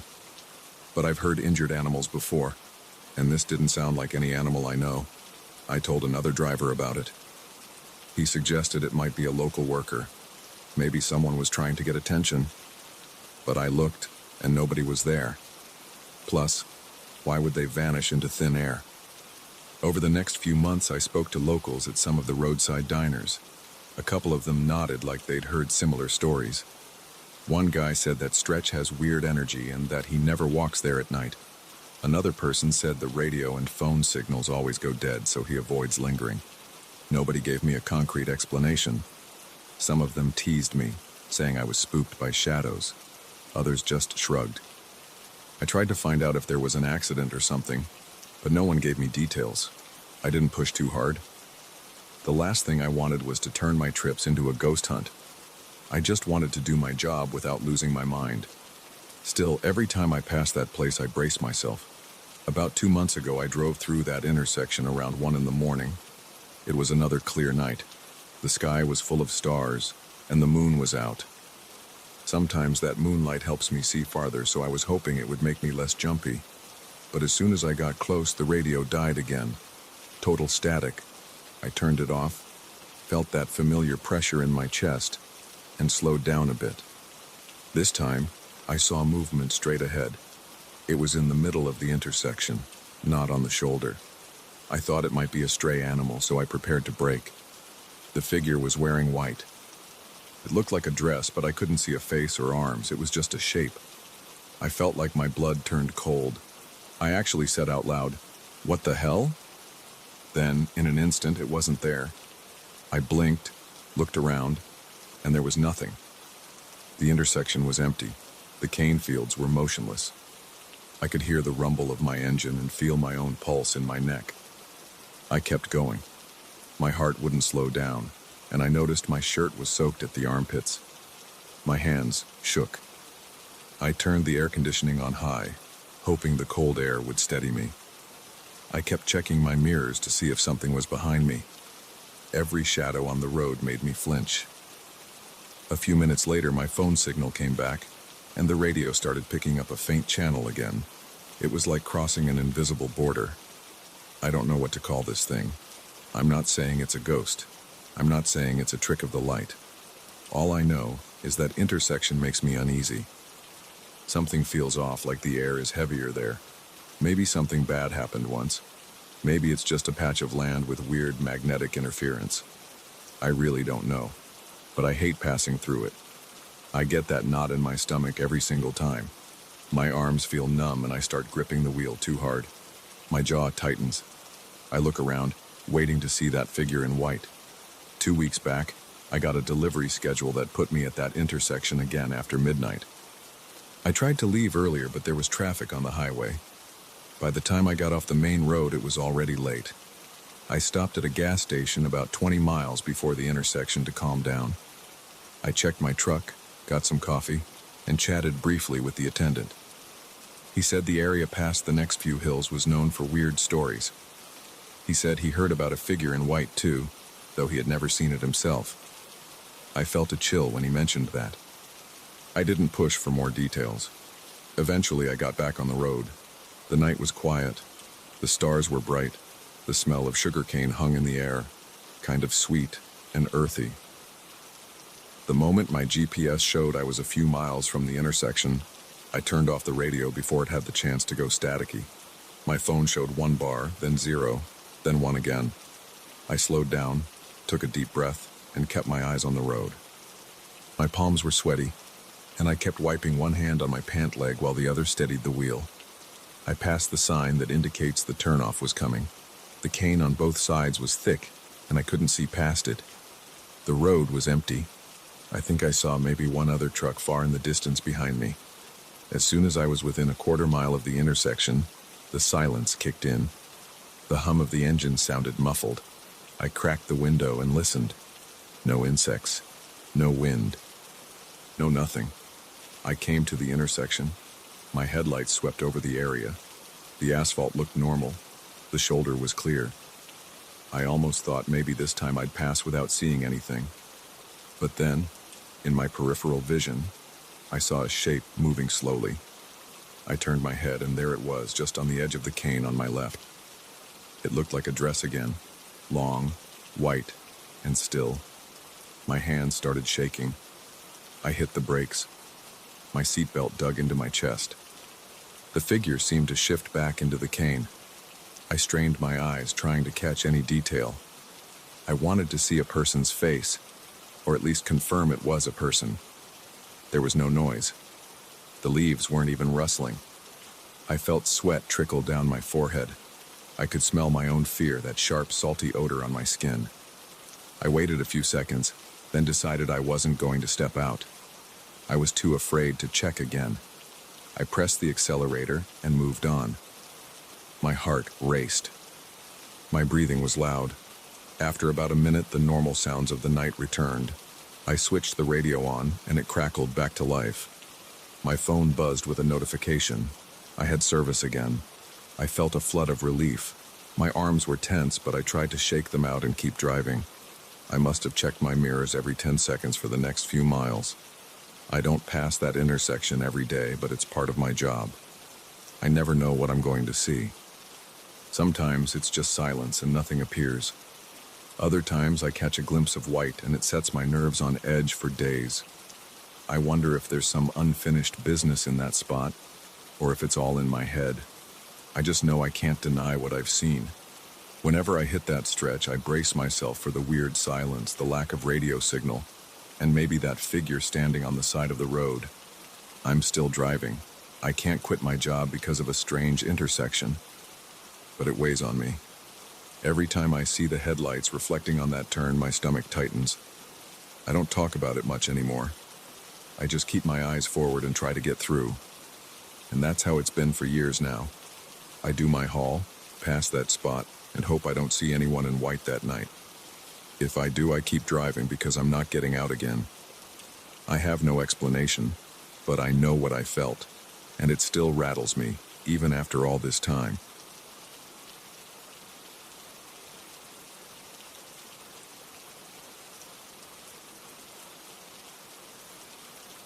I froze the first time I saw that shape in our guest room.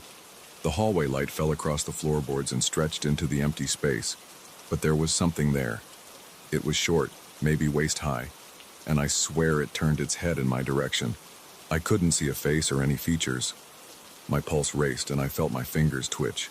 By the time I blinked, it was gone. I stood there with my hand on the doorknob, staring at nothing but a made-up bed, a chest of drawers, and an old lamp on the nightstand. The air felt colder than anywhere else in the house.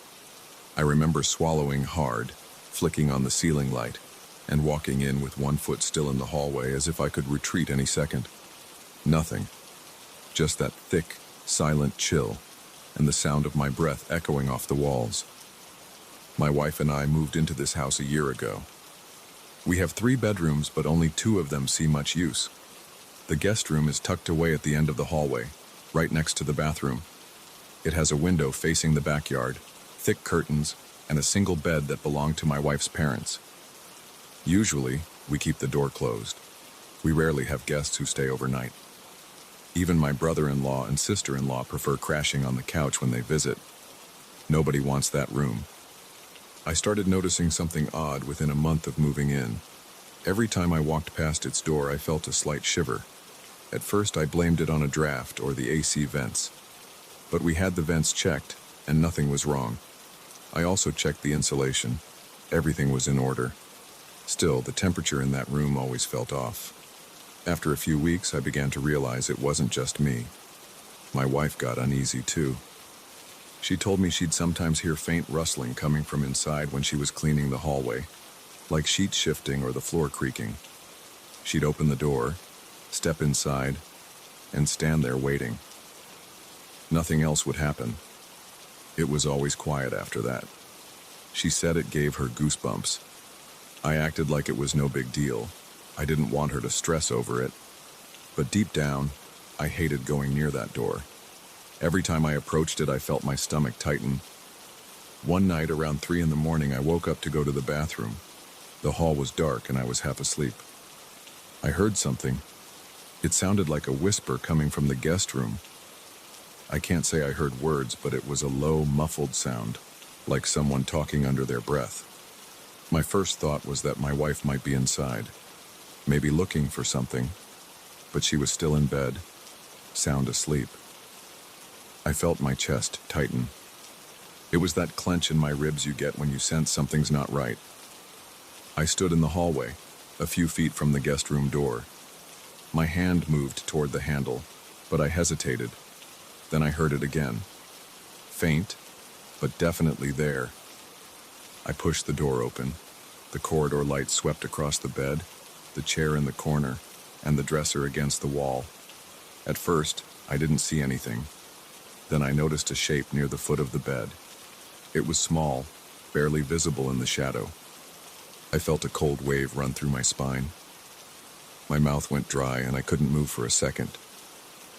I blinked and it vanished. There was no noise, no gust of air. It just wasn't there anymore. I stood for a moment, my heart pounding so hard I thought it might wake my wife. I snapped on the room's overhead light and stared at every corner, even under the bed. Nothing. I backed out of there, flipped the switch off, and hurried to my bedroom. I laid awake for the rest of the night. My chest felt heavy, and the silence of the house became deafening. I listened for any little sound. I couldn't fall asleep again. The next morning, I forced myself to go back in. The curtains were closed, and the lamp was off, same as always. But the bedspread was rumpled, like someone had sat or slept there. I know how that bed looks when it's freshly made. My wife always pulls the cover tight. That morning, it looked used. I called my wife, and she came in, saw it, and frowned. She asked if I'd been in there during the night. I told her what happened. Her eyes widened, and she glanced around the room. She walked over to the bed, smoothed the cover, and ran her hand along the edges. Then she touched the pillow. It was warm, as if someone's head had been resting there. She didn't say a word. She just looked at me, then walked out. That day, I decided to talk to a couple of neighbors. They've lived on our street for decades. I asked if they knew anything about our house's past. They said the previous owner lived alone. They also said there were rumors of a personal tragedy, but nobody gave me specifics. Maybe they didn't know the details, or maybe it was just old gossip. I only got vague hints that something sad happened in that house a long time ago. That was enough to set me on edge. I wondered if there was some leftover energy or presence. I'm not a big believer in the paranormal, but I couldn't explain the stuff we were experiencing. A few nights later, I was watching TV with my wife in the living room. She dozed off on the couch. Around midnight, I heard movement in the hallway. It sounded like soft footsteps. My first instinct was to assume one of my in-laws might have dropped by and used the bathroom or something, but we were alone. I muted the TV and listened. The steps were slow, like someone walking carefully. Then there was a thump, like something lightly hitting the guest room door from the inside. My throat went dry and I felt that cold tension in my chest again. I got up and walked to the hallway. The door was closed, but it felt like someone was on the other side. I opened it quickly. The light from the living room spread across the floor. The chair in the corner was slightly turned, not in the same position as before. My wife and I rarely enter that room, so we don't move the furniture around. I couldn't explain it. I walked over and touched the back of the chair. The wood felt oddly cold. I stayed there for a minute, scanning the walls, the ceiling, the bed. No sign of anything. I put the chair back in its usual angle and left the light on when I walked out. I started sleeping poorly after that. I'd wake up at the smallest sound, expecting to hear whispers or see that silhouette again. Sometimes I'd get up and check the guest room just to calm myself down. The temperature difference was always there, like stepping into a fridge. My wife said she felt uneasy every time she passed by, but she tried to ignore it. She said it was just a room and that we shouldn't freak out over a few odd noises. A week later, she admitted she'd been having strange dreams. She told me she heard crying and a voice calling out in the night, but she couldn't remember the words. She said it felt close, like it was right beside her. She'd wake up with tears in her eyes, not understanding why. That bothered me. She's a logical person and doesn't get rattled easily. Seeing her so tense made me more uneasy. I suggested we store some boxes in the guest room, maybe keep the lights on for a few nights, see if anything changed. She agreed. We moved some old stuff inside, placed a few plastic bins against the walls, and left a small lamp on. For 2 nights, nothing happened. Then, on the 3rd night, the lamp was off in the morning, even though I remembered leaving it on. I checked the bulb. It wasn't burnt out. I turned the switch, and it lit up perfectly fine. I started feeling a knot in my stomach whenever I walked through the hallway, like I was holding my breath automatically. The house felt normal everywhere else. The living room was cozy. The master bedroom was the same as always. The kitchen was warm and inviting. But that guest room felt off. Even my in-laws refused to stay in there. They'd say something like, "We're good on the couch," whenever they visited. They didn't give a clear reason, but I saw them glance at that door. One evening, I decided to stand in the hallway and watch the door for a while. It felt strange, but I wanted to see if anything would happen if I just stood there quiet. My wife was at work. The house was silent except for the hum of the refrigerator. I stood there for maybe 15 minutes just staring. I caught a faint scratching sound at one point. It was almost like nails on the wall or on the floor, but very soft. My palms got sweaty. I opened the door again. The light from the hallway spilled in. The scratching sound stopped. The bins we had stacked in the corner were untouched. The bed looked fine. I walked in and flipped the overhead light on.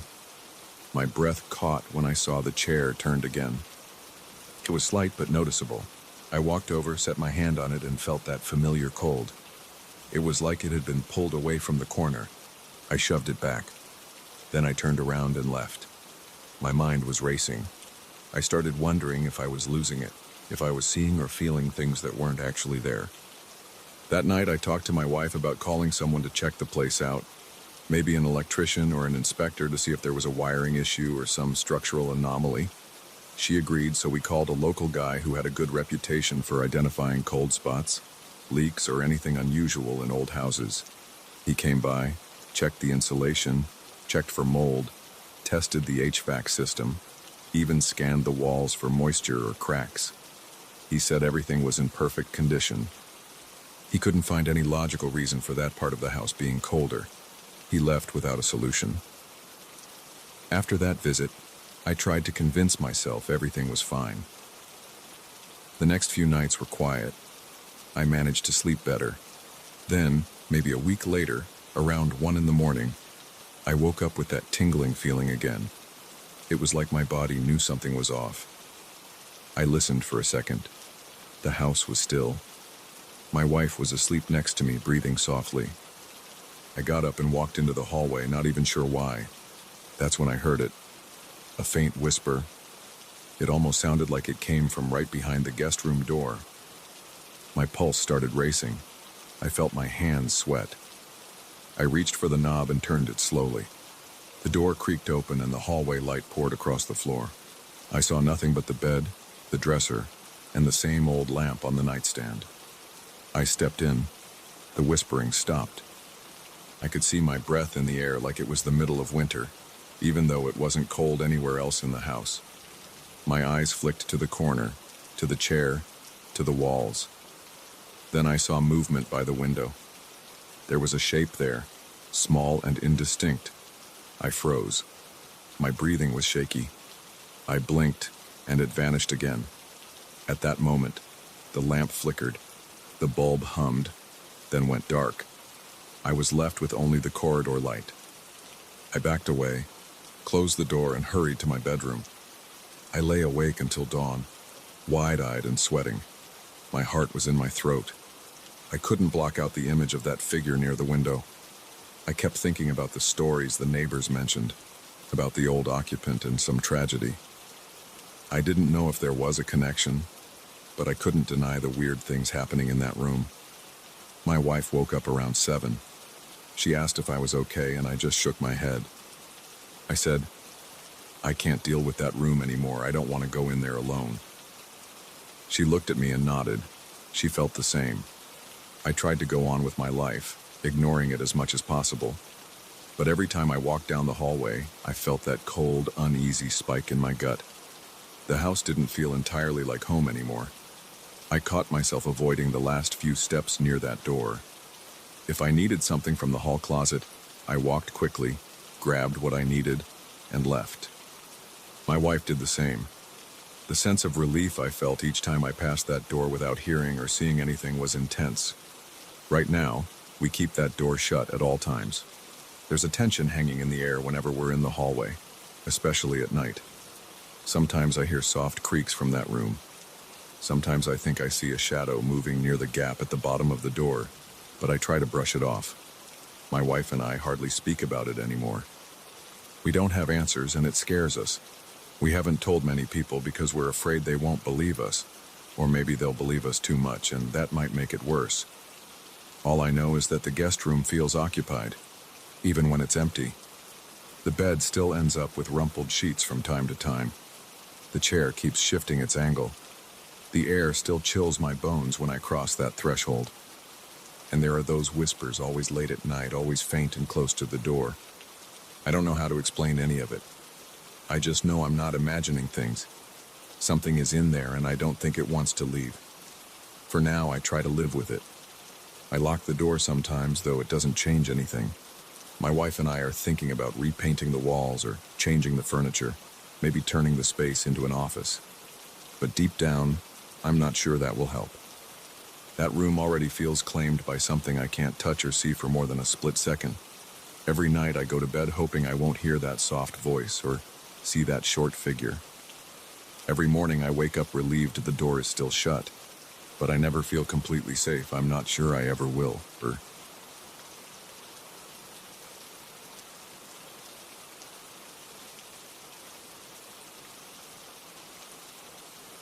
I saw the footprints for the first time on a Wednesday night. I had been living in the house by myself for a week. I wasn't expecting anything strange. I thought it would be quiet, maybe a bit lonely, but I wanted that. I needed the isolation to finish my work project. My friends and I usually only use the house in the summer. During the winter, the place felt deserted. The local shops closed early, and I rarely heard voices or cars at night. It was just me, the wind, and the ocean. I had gone to bed around midnight. I was exhausted from a day of trying to meet a deadline. I woke up at about 3 in the morning, feeling thirsty. I got up, walked down the hall, and headed to the kitchen for a glass of water. The house felt cold. The floor creaked. I noticed a damp smell like salt water. I assumed I had left a window open somewhere. There was a sliding glass door in the back that led straight to the sandy path toward the water. I checked it. It was locked. On my way back through the kitchen, I saw wet footprints on the tiles. They started near the door and ended halfway across the kitchen floor. I stopped and stared. My first thought was that maybe I had spilled something, but these were clear footprints, shaped like bare feet, leading from the door toward the center of the floor. They disappeared around the corner that leads to the living room. I followed them slowly. The footprints grew faint, and then they vanished completely by the time I reached the edge of the living room carpet. There was no puddle, no trail, nothing else. It was just those prints on the tile. I felt a knot in my stomach. I walked back to the door, checking every possible place someone could hide. I looked behind the couch. I checked closets. I opened the back door again and scanned the yard, though it was dark. The moonlight gave me just enough vision to see the empty sand. No one was there. I shut the door and locked it. I wiped up the footprints with paper towels. I told myself it had to be some weird moisture problem or a small leak. I tried to be logical. Maybe the wind blew some water in through the tiny gap under the door, but I knew that didn't make sense.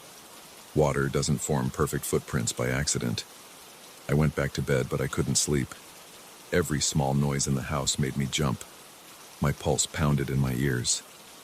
I got up every half hour to check if there were new footprints. There weren't any more that night. The next day, I tried to ignore what happened. I focused on my work. I spent most of the morning at the small table in the living room, typing and reading. I looked at the back door every now and then. I didn't see anything unusual outside. Around noon, I took a break. I went out for a short walk on the beach. The wind stung my face. The sky was gray. The sand felt cold under my shoes. I saw a few seagulls. I didn't see any people. I liked the emptiness in the daytime because it gave me some peace. But I remembered those footprints. I tried not to think about it too much. That night, the same thing happened. I had gone to bed around 11, hoping to catch up on sleep. I woke up again close to 3 in the morning. This time, I heard a noise. It sounded like a soft thumping on the back door. It wasn't a single knock, but more like a series of dull hits. My heart raced. I stayed in bed for a few seconds, deciding what to do. Then I got up, grabbed the flashlight I kept on the nightstand, and moved slowly down the hall. My feet were cold against the wooden floor. When I reached the kitchen, I stood still and listened. The noise repeated. 3 slow knocks. The door rattled slightly, like someone was pressing on it. I flipped on the kitchen light. I felt my stomach tighten. I couldn't see anyone through the glass. I wondered if it was the wind or some loose branch hitting the door. The knocks came again, softer this time. I took a deep breath, grabbed the doorknob, and pulled the door open. No one stood there. I looked at the sand outside.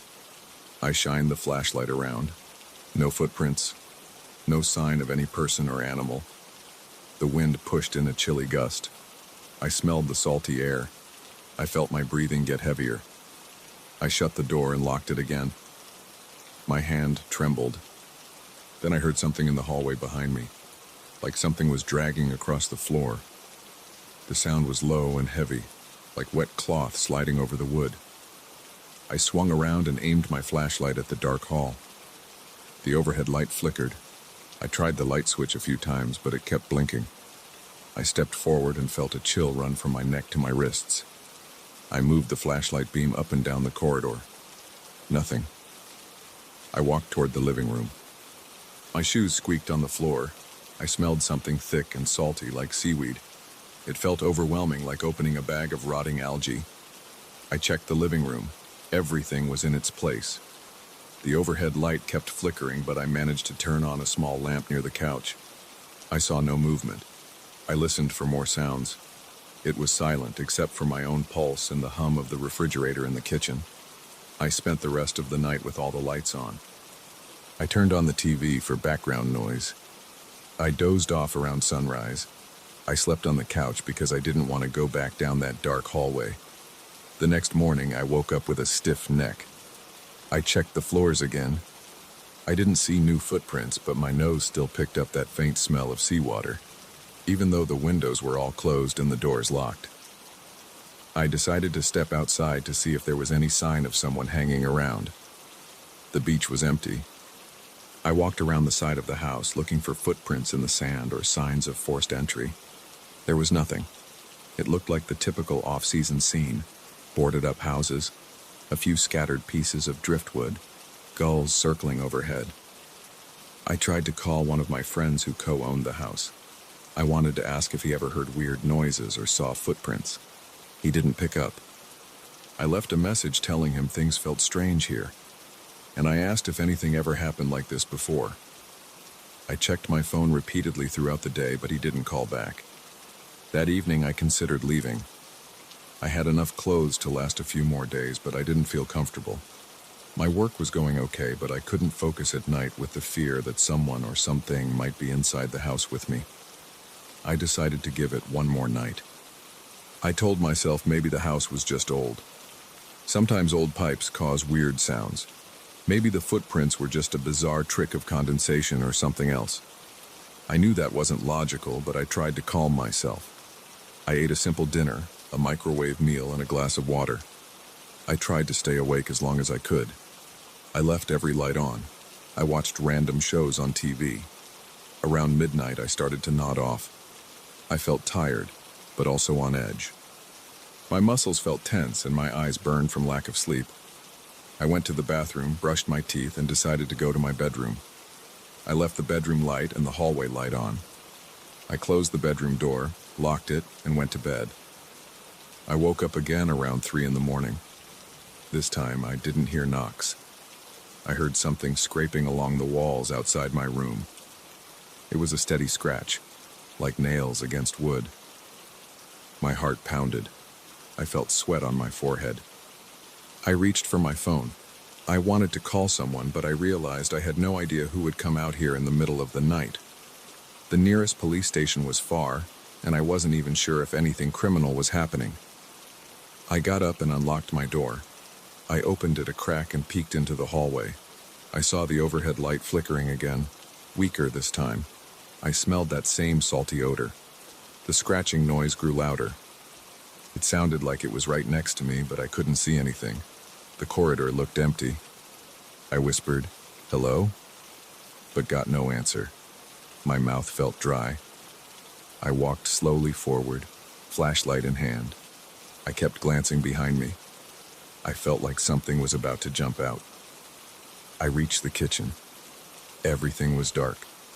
I flipped the switch, but the overhead light just flickered before going out completely. Only the stove light was on, casting a dim glow across the counter. I saw droplets of water on the floor. They formed a small trail leading from the back door to the center of the kitchen again. I crouched down and touched them. They were cold.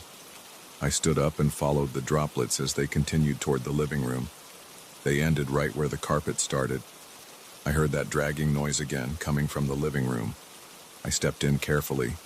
I flicked on the floor lamp. It kept blinking, but it stayed on enough for me to see the furniture. I noticed movement near the window. I turned, and for half a second I saw what looked like a figure standing by the curtains. It was tall, but I couldn't make out features. Then the lamp blinked off, and I couldn't see anything. My heart thundered in my chest. I heard wet footsteps on the carpet shuffling away from me. When the lamp flickered back on, there was no one there. The curtains were still. I ran to the window and pulled the curtains aside. No one outside. No footprints on the floor near the window. I just smelled that strong ocean odor, the kind of smell you get on a fishing boat. At that point, I felt my body shaking. My hands trembled, and my head throbbed. My breath came in short bursts. I turned on every remaining lamp and sat on the couch. I kept looking around, waiting for something else to happen. For a moment, I thought about grabbing my bag, getting in the car, and driving to the nearest motel. But I felt stuck. I kept thinking if I left, maybe I'd never figure out what was actually going on. Maybe this was just me losing my mind from lack of sleep. I'm not a believer in the supernatural. I usually need proof of something before I accept it, but I couldn't deny that wet footprints and the sounds were real. I could see them and hear them. I forced myself to stay awake until dawn. Once the sun came up, everything felt safer. The house looked normal in the daylight.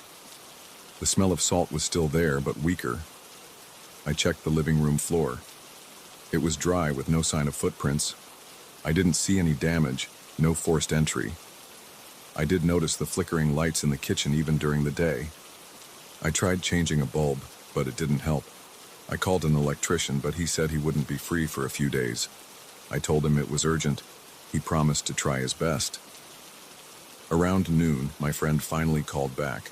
I explained what happened. He paused for a few seconds before answering. He said he never saw anything like that, but he also never stayed there alone in the winter. He told me to get out if I felt unsafe. I agreed. I said I'd pack up and leave.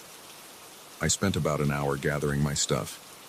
I closed the windows, turned off all the appliances, and locked every door. I carried my suitcase to the car. I walked back inside for one last check. The living room was silent. The kitchen was quiet. I stepped into the hallway and headed to my bedroom to pick up my laptop bag. I saw fresh, wet footprints leading from my bedroom door toward the living room. They looked recent, like someone had just stepped out of the ocean and walked straight through the house. The footprints ended at the edge of the living room carpet. I froze. My heart pounded again. The air smelled like algae. I felt the hair on my arms rise. I didn't call out. I just walked quickly into the bedroom, grabbed my laptop, and hurried out of the house. I didn't bother cleaning up anything. I locked the front door, got in my car, and drove away. The whole time, I kept checking the rearview mirror. The beach and the house got smaller behind me. I still felt that tense feeling in my chest, like something was watching me. Now I'm staying at a friend's place in the city.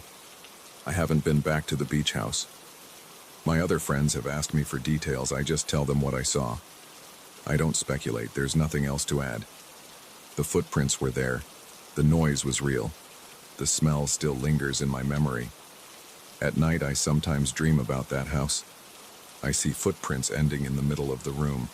I hear knocks on the door. I smell the ocean when I wake up. I check my own apartment and everything is dry. But I can't forget those nights.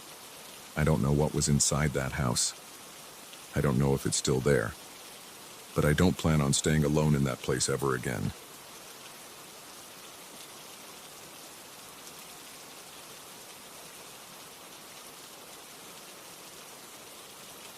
I moved into this building about 6 months ago, right after I started a new job downtown. The place is old, more than 100 years, with thick walls and a lot of dusty corners. The elevator sits in the middle of the lobby. It has a metal gate inside that you have to slide open and shut by hand. The exterior doors are heavy and creak when you pull them. The interior panel is scratched metal with buttons that sometimes stick. I noticed from day one that it looked worn. I wasn't too worried at first. I've seen older elevators in other buildings and most of them still work well enough, but things here feel different. On my first night moving in, the elevator jerked a bit when it started. I heard a loud thump somewhere above me, like something hitting the shaft. I shrugged it off. It was late, and I was tired. I pushed the button for the 4th floor, stood there, and stared at my reflection in the mirror on the back wall. I remember thinking I looked exhausted. The mirror had these rust spots along the edges. The elevator rattled and slowed, then stopped. The gate slid open easily, and I stepped into the corridor. The hallway light flickered. The entire floor smelled damp, like old concrete. I got into my apartment, unpacked a little, then fell asleep on the couch. Nothing strange happened that night beyond the usual old building stuff. A couple of weeks later, I left for work early in the morning. I got into the elevator and pushed the button for the lobby. The panel's little light bulbs behind the numbers were faint. It started going down, but instead of stopping at the 1st floor, it jerked again and came to a halt on the 7th floor. That didn't make any sense. I stood there waiting for the door to close again, but it opened wide. The corridor was dark. I didn't see anybody standing there. I kept waiting. I called out, "Hello?" Nobody answered. I'm not sure why, but my stomach tightened a bit. Something about that empty, dark hall gave me a chill. I pushed the button for the lobby again. The gate slid shut, and the elevator resumed its ride down. When I reached the lobby, I asked the doorman if someone had pressed the call button on 7. He said the 7th floor had been empty for years. He didn't offer any more details. I just nodded and left for work. Over the next few days, nothing else happened. I went to work, came back, used the stairs sometimes, used the elevator other times. The elevator felt creaky, but it worked. Then one night I got home later than usual. It was around 9. I was carrying a heavy bag of groceries, so I decided to take the elevator instead of the stairs. The moment I got in, I noticed the overhead light flickered. It does that occasionally, but that night it flickered more intensely. The panel buzzed when I pressed the button for the 4th floor. The gate closed and we started moving. A second later, we stopped at the 6th floor. The door opened. The hall lights were off. I looked out and saw nothing. It was silent. No one stepped in. Then the door shut again. The elevator went up one more floor, then back down, then up again, stuttering like it was confused. The movements felt rough. My heart started pounding because I wasn't sure if the elevator was about to break. Finally, it reached the 4th floor. The door opened, I rushed out, and the lights in the corridor were partially dim. I walked to my door, got inside, locked it, and put the groceries down. My hands were sweaty and my legs felt a bit shaky. I took a deep breath and tried to calm down. I chalked it up to mechanical issues. 2 weeks later, I came home from work around 8 at night. I was in a hurry, so I called the elevator again. When the door slid open, the interior light was out. The only illumination came from the tiny bulb on the panel. It was enough to see the floor and the mirror, but it felt gloomy. I stepped inside and slid the gate closed. As I turned around to press the 4th floor button, I caught a glimpse of something in the mirror. It was like a shape behind me near my shoulder for half a second. I jumped and spun around. Nobody was there. My heart raced, and I felt the hair on my arm stand up. I told myself my eyes were playing tricks. I pressed the button again and waited. The elevator rose a bit, paused, and then opened on the 7th floor. That same pitch-dark hallway greeted me. I leaned forward to see if maybe the lights had burned out, or if a resident had turned them off. It was completely silent and still. No movement, no sound of footsteps. My hands felt clammy. I pressed the door close button. The door took a few seconds to respond. When it finally did, I heard a faint whisper. It was right by my ear, like someone breathing a single word I couldn't understand. My heart pounded. I was sure I felt warm breath on my neck. I spun around fast, checking the corners of the elevator. Still empty. The door slid shut, and the elevator started moving again. I stood there, my back against the panel, holding the railing. When it reached the 4th floor, I rushed out. My skin felt cold, and I was breathing hard. I hurried to my apartment and locked myself in. Later that night, I sat on my couch with the lights on. I tried to rationalize. Maybe the whisper was the elevator's mechanical hiss. Maybe the shape in the mirror was a reflection of the corridor light flickering. But it felt off. My hands were shaky, and I kept thinking I heard faint noises in the hallway outside. I decided to check the building's history. I went online, searched the address, and dug through old newspaper archives. I found a small article dated a few decades ago. It mentioned a serious accident with the elevator. The article said there was a problem with the protective gate. It didn't give many details, but it implied that the elevator had malfunctioned and injured someone badly.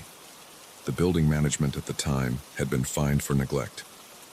That was all I found. I closed my laptop and tried to sleep. But every time I dozed off, I heard that whisper in my mind. For a while, I avoided the elevator. I took the stairs whenever possible. My legs were burning after climbing 4 floors every day, but I didn't want to deal with that flickering light or random stops. One night, the stairs were blocked by cleaning equipment. A maintenance worker was mopping and had big buckets in the way. I decided to bite the bullet and take the elevator again. It was almost midnight. I was exhausted from a long day at work. I stepped inside, pressed the button, and stared straight at the floor. The elevator shook a bit and started moving. Right when I thought it would go smoothly, it slammed to a stop at the 5th floor, jerked, and the doors opened. The corridor light was dim, but at least it wasn't pitch black. Nobody was there. I waited for the door to close. It took longer than usual. I felt a prickling along my neck as if someone stood behind me. The mirror was to my left, so I glanced over. At first, I only saw my reflection. Then the reflection kind of warped for a second, like the image flickered. I saw a shape pass behind me. I turned around and looked. Nothing. My breath caught in my throat. The elevator door finally closed. It started moving again, and I felt my knees go weak. My body felt tight, and my breathing was shallow. When I got to the 4th floor, I practically jumped out before the doors were fully open. I kept my distance from that thing for the next month. I sometimes heard strange mechanical noises echo through the stairwell, like the elevator was shuddering or clanging. The doorman said the building manager had called a repair crew a couple of times. They found some issues with the wiring and a misaligned door sensor. They supposedly fixed it, but the weird stops kept happening.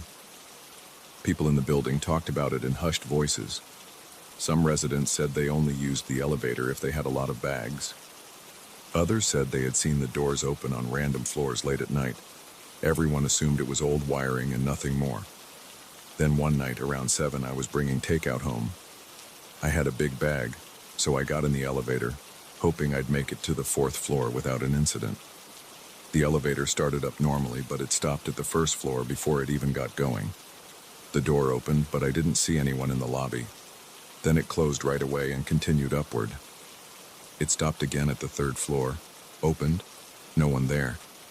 This time I noticed a weird smell like burning plastic. The overhead light flickered, and the mirror looked warped in the corners. The door shut slowly, and the elevator resumed its climb. My pulse was racing. I gripped the railing. The next stop was the 7th floor again. I exhaled sharply. The corridor was dark, the same as before. The door stayed open.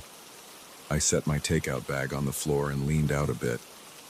No movement, no lights.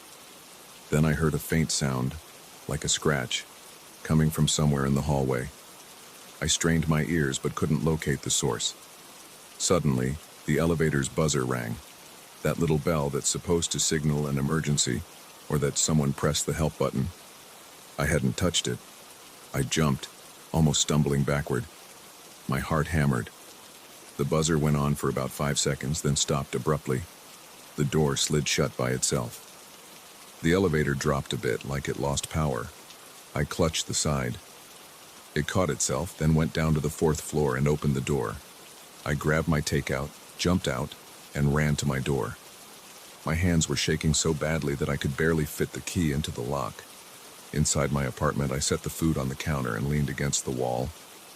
I could hear my heartbeat in my ears. I felt a rush of adrenaline, like I'd just been chased. My breathing was ragged. I didn't want to eat. I didn't want to do anything but sit and try to calm down. I turned the TV on for background noise. I kept thinking about how that buzzer rang on its own. There was no reason for it to go off. Usually you have to press a button in the elevator to trigger that sound. I wondered if there was a short circuit or some mechanical error, but the way it started and stopped so abruptly made me feel uneasy. After that, I tried to find more details about the accident from years ago. I spoke with an older resident, a man who'd lived there for decades. He said the gate had malfunctioned, and a person got trapped between floors for a while. He mentioned that the person's injuries were severe, but he didn't say they died or anything like that. There was a rumor that this individual never fully recovered. Some neighbors believed that something remained in the elevator. I asked him if he ever experienced weird stops or random door openings. He just nodded and said, "That elevator doesn't work right. Hasn't for decades." He wouldn't elaborate. He just walked away. That conversation left me feeling tense. Every time I use the elevator now, I feel my muscles tighten. My heart beats faster. I try not to look in the mirror, but it's hard not to glance. That reflective surface is right there, covering almost half the back wall. I've seen movements that don't line up with my own reflection. I've heard faint breathing and I've felt someone behind me. Sometimes there's a soft laugh right next to my ear, and I can't tell if it's a trick of the building's old structure or something else. Once the overhead light turned off completely while I was inside, and for a second, I was in pitch black. I pushed the button for my floor repeatedly, and it came back on, showing me the empty space around me. My throat was dry. My hands were slippery with sweat. I told the building manager about everything. He shrugged and said they've done all they can. The elevator passes inspections, though barely. The city inspector only checks for major safety hazards, not for random stops or doors opening on the wrong floors. The manager said he'd try to schedule another check, but that was a week ago, and I haven't heard anything new. Last night, I got home and saw the elevator door was ajar. I leaned in and said, "Hello?" The corridor was empty and the lobby was quiet. I could hear the street noise outside. Nothing moved inside the elevator. The interior light was on, and it seemed steady. I considered taking the stairs, but I was dead tired after a long shift. I got in, pulled the metal gate shut, and pressed the button. The elevator rattled, then rose smoothly for once. I thought maybe it had been fixed. Halfway up, it stopped. The door didn't open. The overhead light flickered. I stood there, feeling trapped. My arms felt cold. Then it started moving again, paused at the 3rd floor, and continued. Finally, it arrived at the 4th floor. The door opened, and I rushed out, practically stumbling into the hallway. My body was tense, but I felt relief. At least it hadn't opened on the 7th floor again. Right now, I'm in my apartment, thinking about getting out of this lease. The building has a certain charm with its high ceilings and old tiles, but the elevator issues are wearing me down. I keep replaying those moments when the door opened on empty floors, the corridor lights off, or that strange whisper near my ear. I can't shake the feeling that I'm being watched whenever I'm inside that elevator. The reflection in the mirror almost feels like it belongs to someone else sometimes. I've thought about calling an elevator repair company myself, but that's the manager's job. I'm on a tight budget. Plus, I'm not sure what a technician could do if the mechanical parts seem fine. The random stops and weird noises don't happen during regular hours, as far as I can tell. It's mostly at night.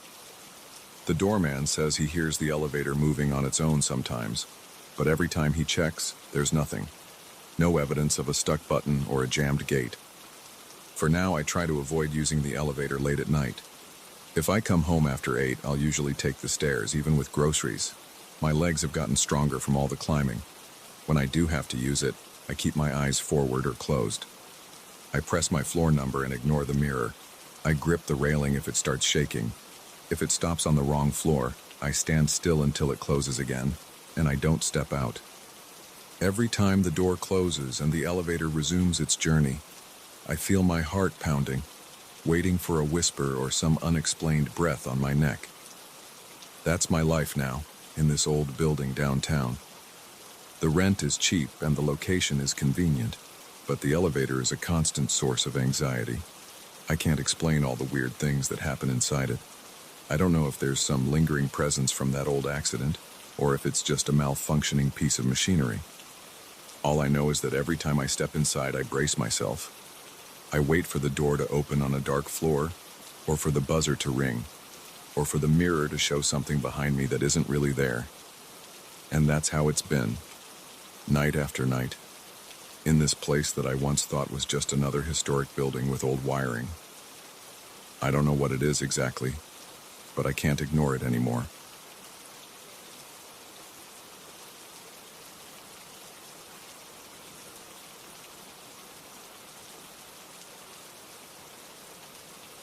I remember the day I brought my grandfather's painting into my apartment. It was the same painting that had been in my parents' living room for as long as I could remember. It showed a calm lake with a single oak tree on the shore. The sky was a bright shade of blue, and there were small clouds in the distance. My grandfather had painted it before he passed away. I always felt drawn to it, even as a kid. After my parents died, I inherited the painting and decided to hang it on the main wall in my living room. It felt right to have it there. I had no idea I would start noticing strange things within a few days. On the first night, I sat on my couch after a long day of unpacking. I turned on a small lamp next to me and glanced at the painting. The water's reflection looked darker than I remembered. The outline of the oak tree on the lake's surface seemed a bit distorted, like someone had smudged the paint. I leaned in to look closer. but I wasn't sure if I was just tired or if it was truly different. I shrugged it off and went to bed, thinking I was just stressed. The next morning I made coffee and looked at the painting again. Under the sunlight from the window, it looked normal. The reflection wasn't as dark as it had seemed the night before, and the leaves on the tree looked fine. I felt a little silly for worrying about it. I convinced myself I was imagining things. But around noon, as I walked past it, I felt a slight chill on my arms. The painting seemed to draw my attention again. That's when I noticed a cluster of leaves near the top of the tree that looked slightly withered, like they were losing color. I didn't remember seeing that. The rest of the tree looked healthy and green, but that small patch looked dry. I stood there for a minute, staring at the painting. Then I stepped back, trying to see if there was a trick of the light. I turned on an overhead light, but it only made the spot more noticeable. I touched the surface gently. It felt like any other painted canvas, smooth and a little uneven where the brushstrokes were thick. I didn't feel wet paint or any weird texture. I just saw a small area that looked different from my memory. Over the next few days, I felt more uneasy. I started to notice small changes every time I looked at the painting. One afternoon, I swore I saw a small dark shape near the base of the oak tree. It could have been a rock or a shadow, but I was sure it hadn't been there before. I couldn't remember every tiny detail from my childhood, but I had spent years staring at that painting in my parents' house. That shape stood out. It looked like an animal crouched down, or maybe just a cluster of brushstrokes that formed a shape my mind turned into an animal. I couldn't tell. I tried to focus on my daily routine, but I found myself glancing at the painting too often. Each time, my stomach tightened a bit because I thought I might see something else that didn't fit my memories. On the fourth night, I had trouble sleeping. I kept dreaming about my grandfather. In the dream, he stood by the lake and called my name. He didn't look upset or angry. He just looked focused. I could see his lips move, though I didn't hear clear words. I felt stuck in place, like my feet were glued to the ground. Then I saw the oak tree in the background, and it looked enormous, almost bigger than the frame of the painting. I woke up sweaty, breathing fast. I jumped up and switched on the living room light. The painting looked normal at first glance, but then I noticed a faint outline of something near the trunk of the tree. It looked like a human figure in the distance. It wasn't detailed. It was more like a faint smudge, shaped like a person standing there. I rubbed my eyes and moved closer. My hands were shaking a little. I touched the painting again, pressing my fingers against that area. It was dry. The figure was there, but it was very faint. I didn't sleep much that night. I paced around my living room. I tried to find reasons for what was happening. Maybe the painting was old. Paint can crack or change color over time. Maybe the light in my apartment was different from my parents' house. But I couldn't explain how these details seemed to appear almost overnight. I decided to take a photo with my phone so I could compare it to the painting day by day. The next morning, I took another photo in the same spot and at the same time of day. I compared the two images and noticed the figure was slightly darker than it had been in the first photo. My heart pounded when I saw it. It was still a vague shape, but it looked more solid. I zoomed in and saw a hint of a head and shoulders. It wasn't just a random smudge anymore. I deleted the photo, then took a fresh set of pictures from different angles. In every shot, the figure was there. I tried to calm myself by fixing a late breakfast, but I felt like someone was watching me. That evening, I decided to keep the lights on in the living room before I went to bed. I slept on the couch because my mind kept jumping back to those images on my phone. Around 2 a.m., I woke up from another dream about my grandfather. This time, he was waving at me from the shore of the lake. His mouth was moving again, but I heard only faint sounds like distant wind. My heart hammered in my chest. I turned on the bright overhead light and looked at the painting. My body tensed up. The figure was clearer now. It looked like a person standing behind the oak tree, leaning forward to peek out from behind the trunk. I grabbed my phone and took more photos. My hands were shaking so much that some pictures came out blurry. I wiped sweat from my forehead and took a few more. Then I sat down at my kitchen table to look at them. In each picture, the figure seemed to have a slight forward tilt, like it was trying to step out. I felt a tightness in my chest. I drank some water and forced myself to breathe slowly, but my nerves didn't settle. Over the next week, I tried everything I could think of to make sense of this. I used different phones, different cameras, different lighting. The images always showed the figure. Sometimes it looked darker or closer to the foreground. Some days, the leaves of the oak tree looked more wilted than before. The reflections in the water grew heavier and murkier, like the water itself had turned muddy. I even tried wiping the painting with a dry cloth, but nothing changed. I talked to a friend about it, but I left out the details. I just said I was stressed about old family stuff. I couldn't bring myself to explain that I thought my grandfather's painting was changing in front of my eyes. One night I felt so unsettled that I decided to move the painting to a spare room. I took it off the wall and carried it carefully. As I moved it through the hallway, I felt like the air turned cold for a moment. My arms got goosebumps. I stood still, holding the painting against my chest, until I felt normal again. Then I put it down in the spare room and leaned it against a wall. I closed the door. I thought maybe if I didn't see it, I wouldn't obsess over it. Maybe the changes would stop. But I still couldn't sleep. I felt drawn to that spare room. I kept picturing my grandfather in that dream, motioning for me to come closer. My heart felt heavy. I walked to the door, turned the knob, and opened it. The room was dark except for the faint streetlight coming through the window. The painting was there, tilted against the wall. At first, I didn't see anything unusual, but as my eyes adjusted, I noticed that the figure seemed to be standing in front of the tree now, not half hidden behind it. It was out in the open, next to the trunk. I felt short of breath. My body was stiff and my mouth went dry. I switched on the ceiling light and stepped closer. I saw more details in the figure. It looked like a person with a blurred face. The clothes were dark, almost the same color as the shadows by the trunk. My hands shook. I wanted to drop the painting and run, but I also wanted to figure out what was happening. I took more photos, then walked backward out of the room and closed the door. I stayed awake until the sun came up, just scrolling through the pictures over and over again. In the morning, I tried to eat something, but my stomach felt tight. I started searching online for any explanation. Maybe there was some chemical in the paint that reacted to humidity or temperature. I spent hours reading about old oil paintings and how they can change color over time, but none of it explained an entire figure forming out of nowhere. That evening, I decided to take the painting back into the living room. I was tired of hiding it. I wanted to confront it, as strange as that sounds. I wanted to make sure I wasn't losing my mind. I placed it on the wall again and sat down in front of it, keeping my phone ready. I waited. Nothing happened at first. I felt silly, like someone expecting a magic trick. After an hour or so, I got up to grab some water. Then I heard a soft scratching sound. My skin prickled.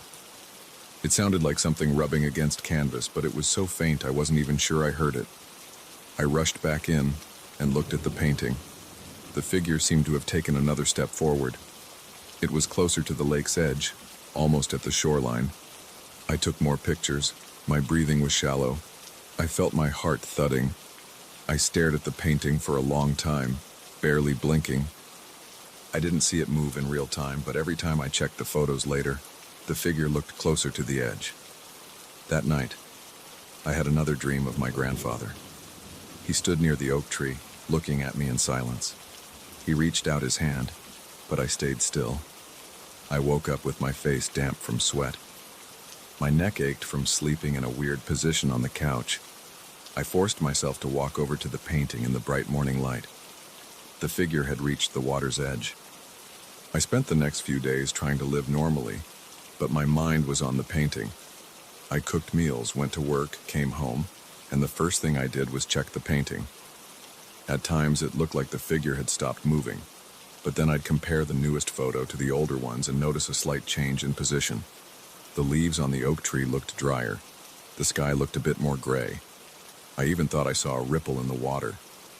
It was as if the painting had an internal logic that was shifting day by day. One morning I woke up and found that the figure was standing at the edge of the canvas, looking out toward the frame. My heart pounded so hard that I felt dizzy. It gave me the impression that it was about to step out of the painting into the room. I didn't know what to do. I grabbed the painting off the wall and turned it around so the front faced the wall. I spent an hour trying to calm down. My throat felt tight, and my eyes burned from lack of sleep. I kept it facing the wall for 2 days. I couldn't bring myself to look at it. On the third night, though, I felt this urge to check it again. My fingers twitched when I reached for it. I turned it around slowly. For a second, I hesitated, bracing myself for some new detail. But all I saw was the same lake, the same oak tree, and the same figure. It hadn't moved further. It was still standing at the very edge of the water looking out. Its features were still vague. I looked for signs of anything else, but it was too murky to see any face. I exhaled and felt a small amount of relief. That night, I slept a full 6 hours for the first time in weeks. I woke up feeling a bit more relaxed. The painting was in the corner, propped against the wall. I went over to it in the morning light. The colors looked a bit pale, but the figure was unchanged. I decided to keep it. I didn't want to destroy something my grandfather made, especially since my parents had cherished it. I don't fully understand how it changed or why it changed.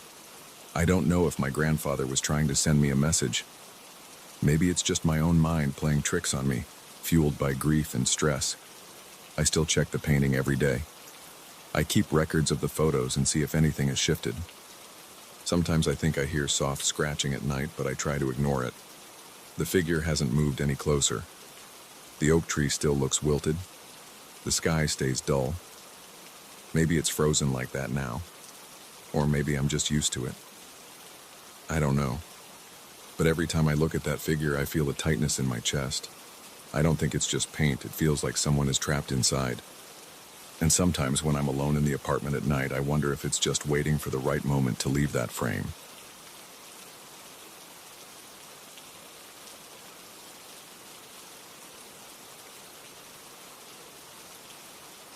I grip the steering wheel and stare into the rearview mirror. I see that shape again just for a second. It's a shadow on the back seat. It disappears as soon as I shift my eyes toward the actual seat. There's nothing there. There's never anything there. But I feel something.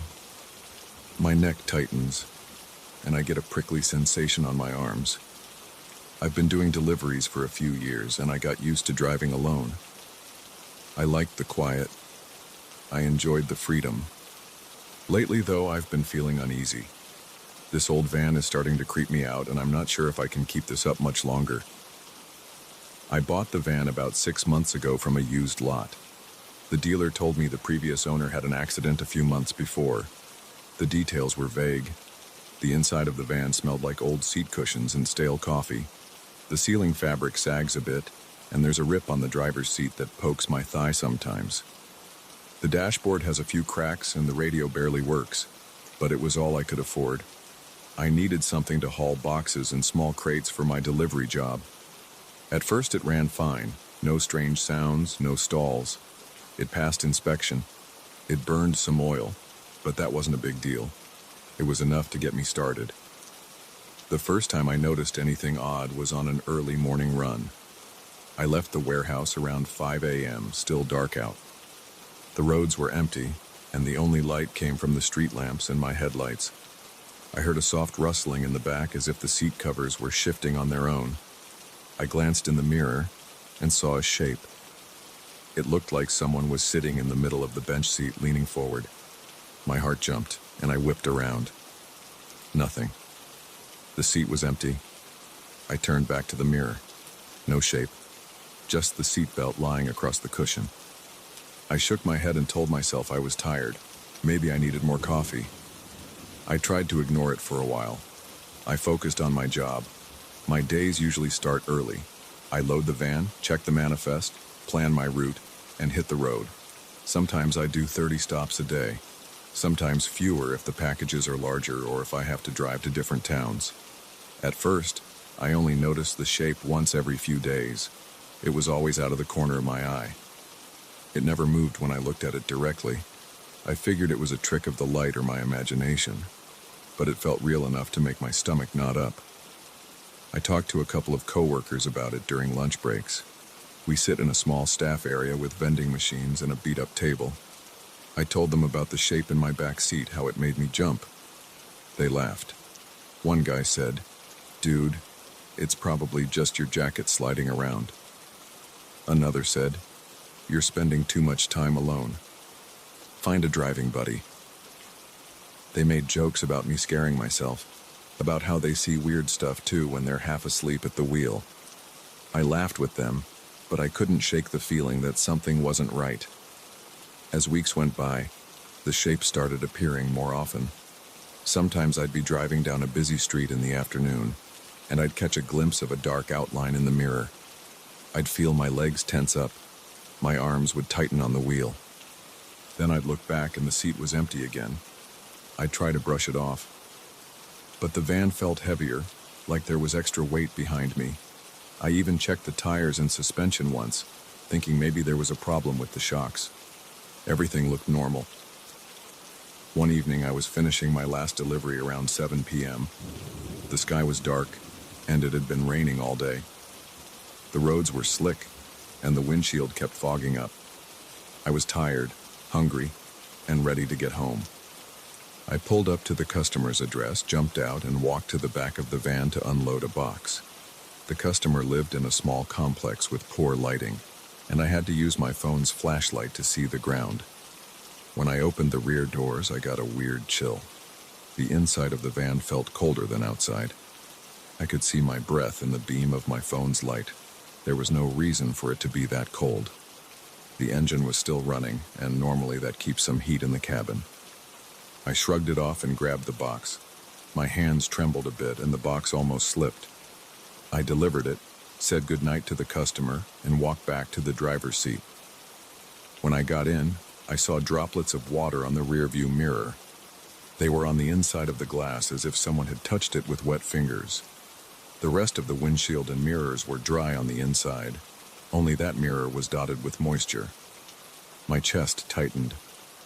I grabbed a rag from the passenger seat and wiped it off. I looked back at the rear seat. Empty. I closed my eyes for a moment, took a deep breath, and told myself to calm down. Then I drove back to the warehouse to clock out. I felt an itch on my neck the whole way, as if someone was leaning over my shoulder. The next day, I kept expecting to see that shape in the mirror, but it didn't show up until midday on a stretch of highway between towns. It was bright out and the sun was high. I glanced at the mirror to change lanes and saw a dark silhouette behind me. It filled the seat, a tall figure maybe leaning against the window. I shouted and jerked the wheel. My van swerved to the right and I almost sideswiped a small sedan. The driver honked. I straightened the wheel and forced my eyes forward. My hands were shaking. My heart was racing. I slowed down and took the next exit. I pulled into a gas station, parked in a corner spot, and turned around. Nothing in the back. I ran a hand over my face and tried to stop trembling. My shirt was stuck to my back. I was sweating so much. People at the pumps were staring at me, probably wondering why I parked so abruptly. I got out, slammed the door, and paced around the van. I wanted to calm down. I checked the tire pressure. I opened the side door and looked at the seat. There was a small tear in the upholstery, a few stains and some leftover crumbs from my lunch. It smelled like wet cardboard. Nothing else was weird. I kicked the tire and told myself I was being paranoid. Then I got back in and finished my route, but my nerves were fried. That night I tried to sleep, but I kept imagining that shape in my room, sitting in a corner, watching me. For the next few weeks I tried different tricks. I hung a small towel over the rearview mirror. I told my boss the mirror was cracked and I was waiting to replace it. He didn't care as long as I got my deliveries done. Driving without looking into that mirror felt strange, but it gave me some relief. I didn't see the shape, and I started to relax. But I realized I needed the mirror sometimes to change lanes safely. Whenever I lifted the towel, I'd get that uneasy feeling again, so I kept it covered most of the time. I considered selling the van. But I still owed money on it, and I couldn't afford another vehicle. My coworkers teased me every time I mentioned feeling creeped out. They never saw anything in their vans. They told me to listen to music or a podcast to keep my mind off the weird stuff. I tried that.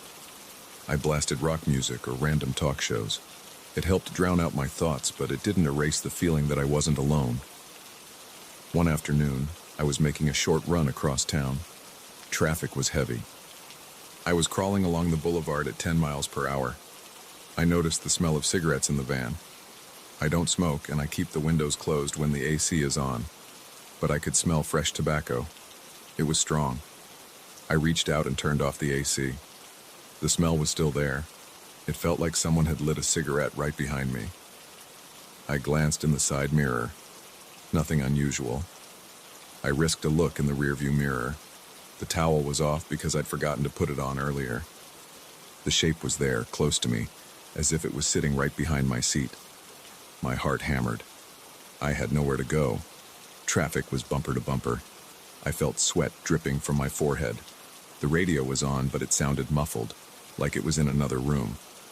The shape didn't move. It just stayed there, a dark outline.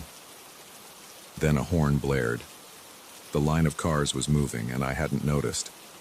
I pressed the gas and moved forward. I checked the mirror again. It was gone. The cigarette smell faded. I felt my shoulders relax a bit, but then I realized my breathing was shallow, and I couldn't stop my hands from shaking on the wheel. I pulled over as soon as I could and parked in a lot behind a grocery store. My stomach cramped, and I leaned my head on the steering wheel. I mumbled to myself, "Enough of this. Enough." I took a few sips from a water bottle and decided to finish my deliveries for the day. I still had 3 stops left, and I needed the money. But I made a plan. After work, I would talk to my boss and see if I could use one of the spare company vans for a while. Maybe I could sell this one, or keep it only for personal errands. That evening, when I got back, I told my boss I was having mechanical issues with my van. He said they'd let me use a company vehicle for a few days, but not permanently. The company vans have higher capacity, and they're strict about who gets to drive them. He said I'd have to sort out my problems with my personal van soon. I accepted that. I figured a few days away from my own van might help me calm down and see if I was just imagining things. Driving the company van felt like a relief. It was newer, with working AC and a decent sound system. I didn't see anything weird in the rear view. I didn't smell cigarette smoke or feel that cold presence. After a few days, my boss asked if I had fixed my van. I lied and said I had. He said I needed to switch back so the next driver could use the company van. I felt my stomach sink. That night, I stared at my keys on the kitchen table, dreading the next day. The following morning, I got in my old van and sat for a moment before starting the engine. I gripped the wheel and scanned the back seat. It was still and empty. I turned the key. The engine struggled, then roared to life, coughing a bit. I had a short route that day, mostly in town. For the first 2 hours, nothing happened. I started to think maybe my brake had helped me get rid of the anxiety. But around midday, I approached a familiar intersection. The traffic light was red. I slowed down, checked my side mirrors, and then glanced at the rearview mirror. The shape was there again, but it seemed closer than before. It took up most of the reflection. I felt a chill on my scalp. My breath caught in my throat. The light turned green, and I drove through the intersection. My pulse throbbed in my neck. I couldn't look back again. I kept my eyes on the road, ignoring the mirror. My hands tingled from how hard I was gripping the steering wheel. I wanted to scream or pull over and run away. I delivered my last package and went straight back to the warehouse. I skipped talking to my coworkers. I clocked out and left. On the drive home, I kept glancing at the mirror, hoping not to see anything. Every time I peeked, the seat was empty, but I felt tense. I could feel something behind me pressing on the back of my seat. When I parked in front of my apartment, I sat there, engine off, in silence. The streetlights flickered. I felt the seat behind me push slightly. I heard the fabric rub against itself. My eyes darted to the mirror, and for a split second, I saw that shape. Just the outline of a head and shoulders, unmoving. Then it was gone. I almost jumped out of the van, but I forced myself to close the windows, lock the doors, and step out calmly. My legs wobbled as I climbed the stairs to my apartment. All night, I tossed and turned. I couldn't stop thinking about that silhouette behind me. My chest felt heavy. Right now, I'm sitting on my couch staring at the keys to that van. I keep remembering that cold feeling, the sight of the shape in the mirror, the smell of cigarettes that isn't mine. My coworkers don't believe me. I can't afford another van. I'm torn between keeping my job and keeping my sanity. Part of me wants to quit.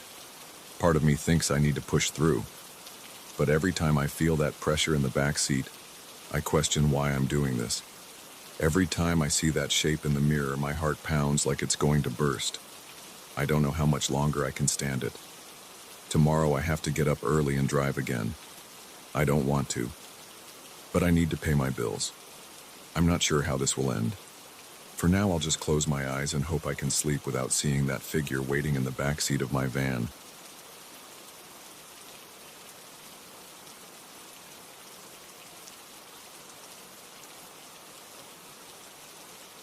I never expected to feel uneasy in my own apartment. I chose this unit on the 7th floor because it was cheap, had a decent layout, and came with a view of the street below. The building is old, with creaky floors and paint peeling in some corners of the hallways. The elevator sometimes rattles and the lights in the lobby flicker. But none of that bothered me before. I moved in a few months ago, and everything was fine until about 2 weeks ago. It was a Wednesday night around 10 o'clock. I was sitting on my couch in the living room with the lights off, watching some late-night show. The window faces an empty lot across the street, so there's not much to look at outside. I usually keep the curtains drawn at night, especially because I don't want people in the building next door looking in. There's a gap between our buildings, but you never know who might have a telescope or something. Anyway, I was half asleep on the couch when I noticed the curtain shift. At first, I thought I'd imagined it. There was no breeze and the windows were closed. The old wooden frames sometimes let a little draft in, but nothing that would make the fabric move that noticeably. I paused the TV and stayed quiet for a moment. I felt my heart start to beat faster. I don't spook easily, but I also don't like unexplained stuff. I leaned forward. The curtain twitched again like someone was standing behind it, nudging it with a hand or a shoulder. I stood up, walked toward the window, and reached out to grab the curtain. Before I touched it, I realized I could see a dark shape through the cloth. It was faint, but it definitely looked like a shape bigger than my hand or a stray object. It looked like a person's outline, but it was almost blended into the darkness. My mouth went dry. I felt the hair on the back of my neck stand up.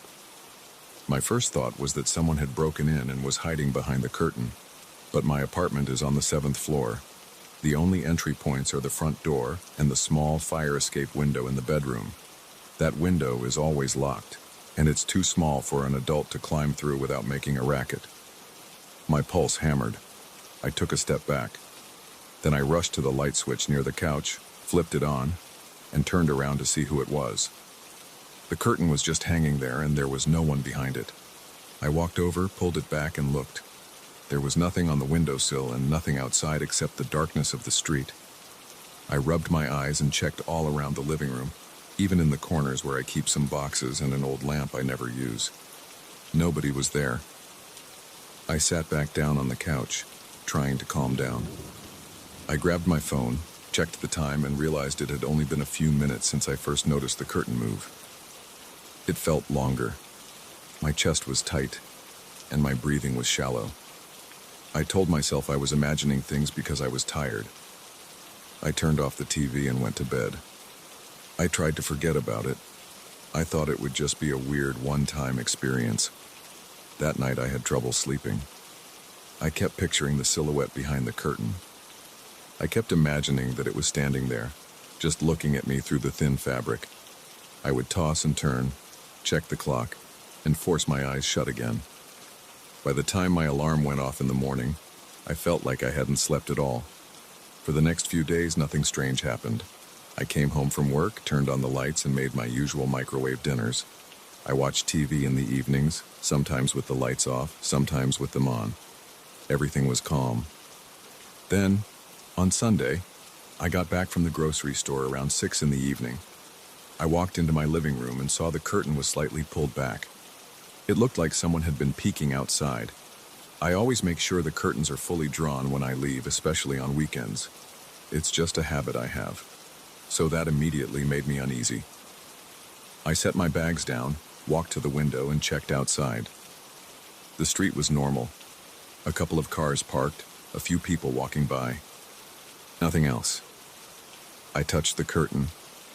It felt cold. My stomach tightened. I yanked it fully closed again and checked the rest of the apartment. My front door had been locked. My bedroom was fine. The bathroom was empty.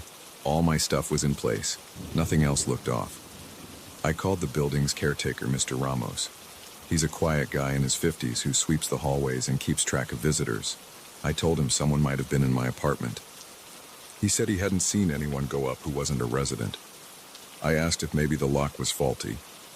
He shook his head. He said he checks the main doors, the stairwell, and the elevator cameras. Nobody came in.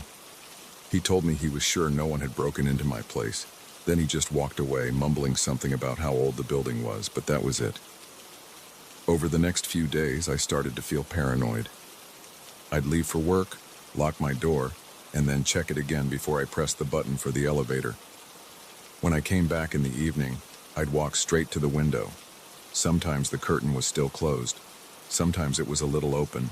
It wasn't every day, but it was often enough to freak me out. I even tried leaving a piece of tape on the curtain to see if it got moved. And sure enough, when I came home 2 days later, the tape was on the floor.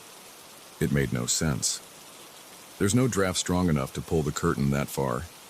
I asked Mr. Ramos again. He just sighed and said he hadn't noticed anything unusual. He had the same answer every time. He swore that no one without permission got past the lobby doors. I checked the windows for any sign of forced entry. Nothing. I tried sleeping in the living room one night, with the light off and the TV muted, just waiting to see if something would happen. Nothing did, at least while I was awake. But I woke up around 2 in the morning and the curtain looked a bit parted. It was dark in the room, so I couldn't see clearly, but I was sure there was a gap in the middle. My heart pounded. I felt a chill on my arms. I got up and turned on the lights again. I tore the curtain wide open. No one was there, and the street below was empty. I started to wonder if I was sleepwalking or losing my mind. But I've never had those issues before. I set up a cheap webcam on my desk, pointed at the window, hoping to record anything strange. I let it run overnight, and then I checked the footage in the morning. At first, I saw nothing but me messing around before bed. Then the screen went dark for a while. I fast-forwarded. Around 3:15 a.m., the curtain seemed to move. It was a subtle motion. The webcam resolution wasn't great, but I could see the fabric shift, and it looked like the shape of a hand pushing from behind. It was one single motion, then nothing. My stomach sank. I replayed it a few times. It wasn't my imagination. Something was there. I took the footage to Mr. Ramos. He shrugged and said maybe it was a draft or the building settling. The windows in this building are old, and sometimes random pockets of air slip in. I told him that shape looked like a hand. He just stared at the screen, then looked at me. He said he'd keep an eye on the security cameras in the halls. That was all he promised. I felt frustrated. I wanted to change apartments or break the lease, but that would cost more money than I have right now. I also didn't want to sound like a lunatic to my boss, who would ask why I needed extra cash or time off. I decided I would handle it on my own. I searched every inch of my apartment for hidden entrances or secret panels in the walls. I found nothing. I tried pushing on the hallway walls outside my door to see if there was some hidden door or something weird. The building's old, but nothing seemed out of place. Meanwhile, the curtain kept moving. Some nights, it was quiet. Other nights, I'd be watching TV and catch a glimpse of movement in my peripheral vision. I'd turn my head, and the curtain would be still. One time I walked into the kitchen for a glass of water, left the living room lights off, and came back to find the curtain pulled back at least a foot, as if someone had stuck their head out to see the street. My heart pounded so hard that my hands shook. I grabbed the curtain and yanked it shut. My mind was racing. I couldn't figure out how or why this was happening. I bought a cheap motion sensor online and set it up near the window. I tested it by waving my hand in front of it, and it beeped. The first few nights it stayed silent. Then, one Thursday around midnight, I heard a soft beep from the living room. I was in the bedroom, half asleep. The sound jolted me awake. My skin prickled and I felt sweat trickle down my back. I jumped up, grabbed the baseball bat I keep in my closet, and ran to the living room. The sensor was on, but I saw no one. The curtain looked normal. I stood there with the bat raised, scanning every corner.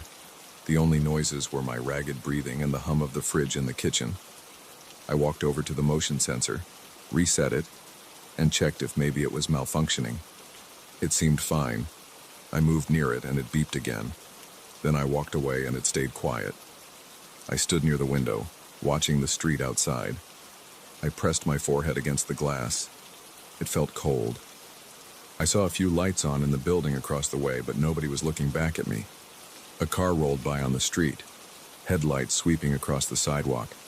I noticed the time on the microwave clock in the kitchen. It was 12:07 a.m. I tried not to imagine that shape behind the curtain again. I tried to push it out of my head, but my body stayed tense for a long time. That weekend, I decided to talk to some neighbors. Most people keep to themselves here, but I knocked on the door of the woman in 704. She answered, looking tired. She said she hadn't heard or seen anything strange. She did mention that the building sometimes has wiring issues, so maybe the security cameras aren't reliable. That didn't help much. I also talked to the guy in 710 at the end of the hall. He told me the building used to be a hotel decades ago, and that some rooms have weird leftover fixtures, but he hadn't experienced anything like I was describing. He looked at me like I was paranoid. I thanked him and left, feeling even more alone in this situation. When I got back to my apartment, the curtain was open again, about an inch. I dropped the mail on the table and stood there staring at that gap. My chest felt tight. I walked over and closed it. Then I checked every corner of my place. Under the bed, behind the couch, inside closets, even the utility closet in the hallway. There was nothing. The tension in my shoulders gave me a headache. I sat on the couch, rubbed my eyes, and tried to think of a logical explanation. I came up blank. I realized I was breathing fast, so I forced myself to take slow, deep breaths. I decided to leave the curtain wide open for a while just to see if it would move on its own. I left it that way and started making dinner. As I chopped some vegetables, I kept looking over at the window. The curtain stayed put. It didn't even twitch. Later that night, I tried to fall asleep. I heard soft creaking sounds in the living room, like the floorboard shifting. That's not unusual in an old building, but it made me nervous anyway. My body was on high alert. I lay in bed staring at the bedroom door.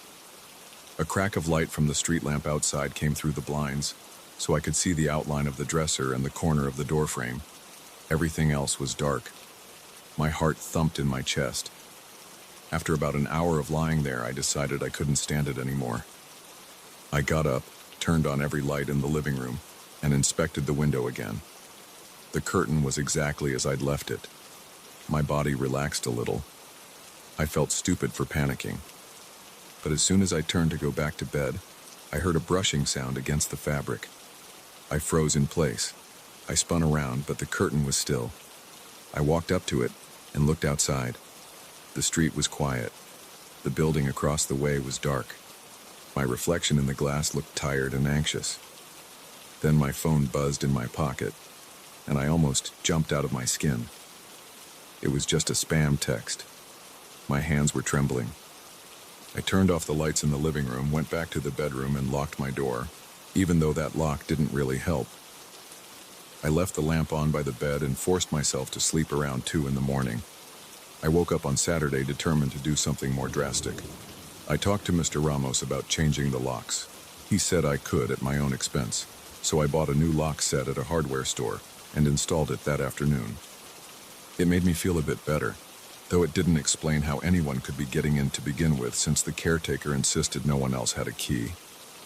Still, I tried everything I could. New lock, fresh seals on the windows, and even a small wedge at the base of the door to detect any forced entry. I went to bed that night feeling a little more secure. But the next day, I came back from a short trip to the grocery store, and the curtain was parted again, maybe 2 inches. I felt my throat tighten. My new lock looked untouched. The wedge was exactly where I left it. I ran to the window, yanked the curtain closed, and just stood there, holding the fabric in my fist. My heart felt like it was thumping in my throat. Then I heard a click from somewhere near the kitchen. I spun around, adrenaline rushing through my veins. I stood there for a full minute, trying to pick out any further noise. Nothing. I crept to the kitchen with my fists clenched. The fridge was humming, and that was it.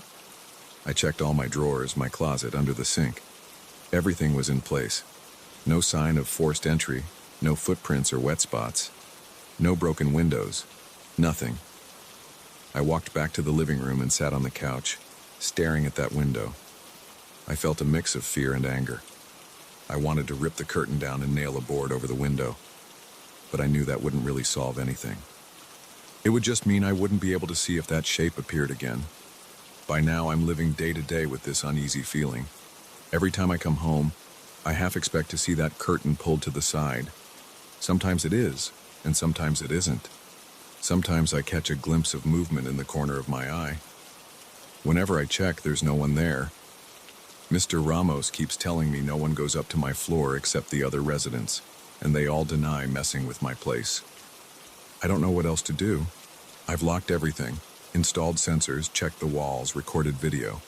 I've tried to stay up all night only to find no evidence besides that single shaky webcam clip. Now, every evening, the first thing I do when I walk in is look at the curtain. If it's closed, I sigh in relief. If it's open, I feel my stomach drop. I don't know what's behind it or how it keeps happening. I just know that whoever or whatever is out there is watching me.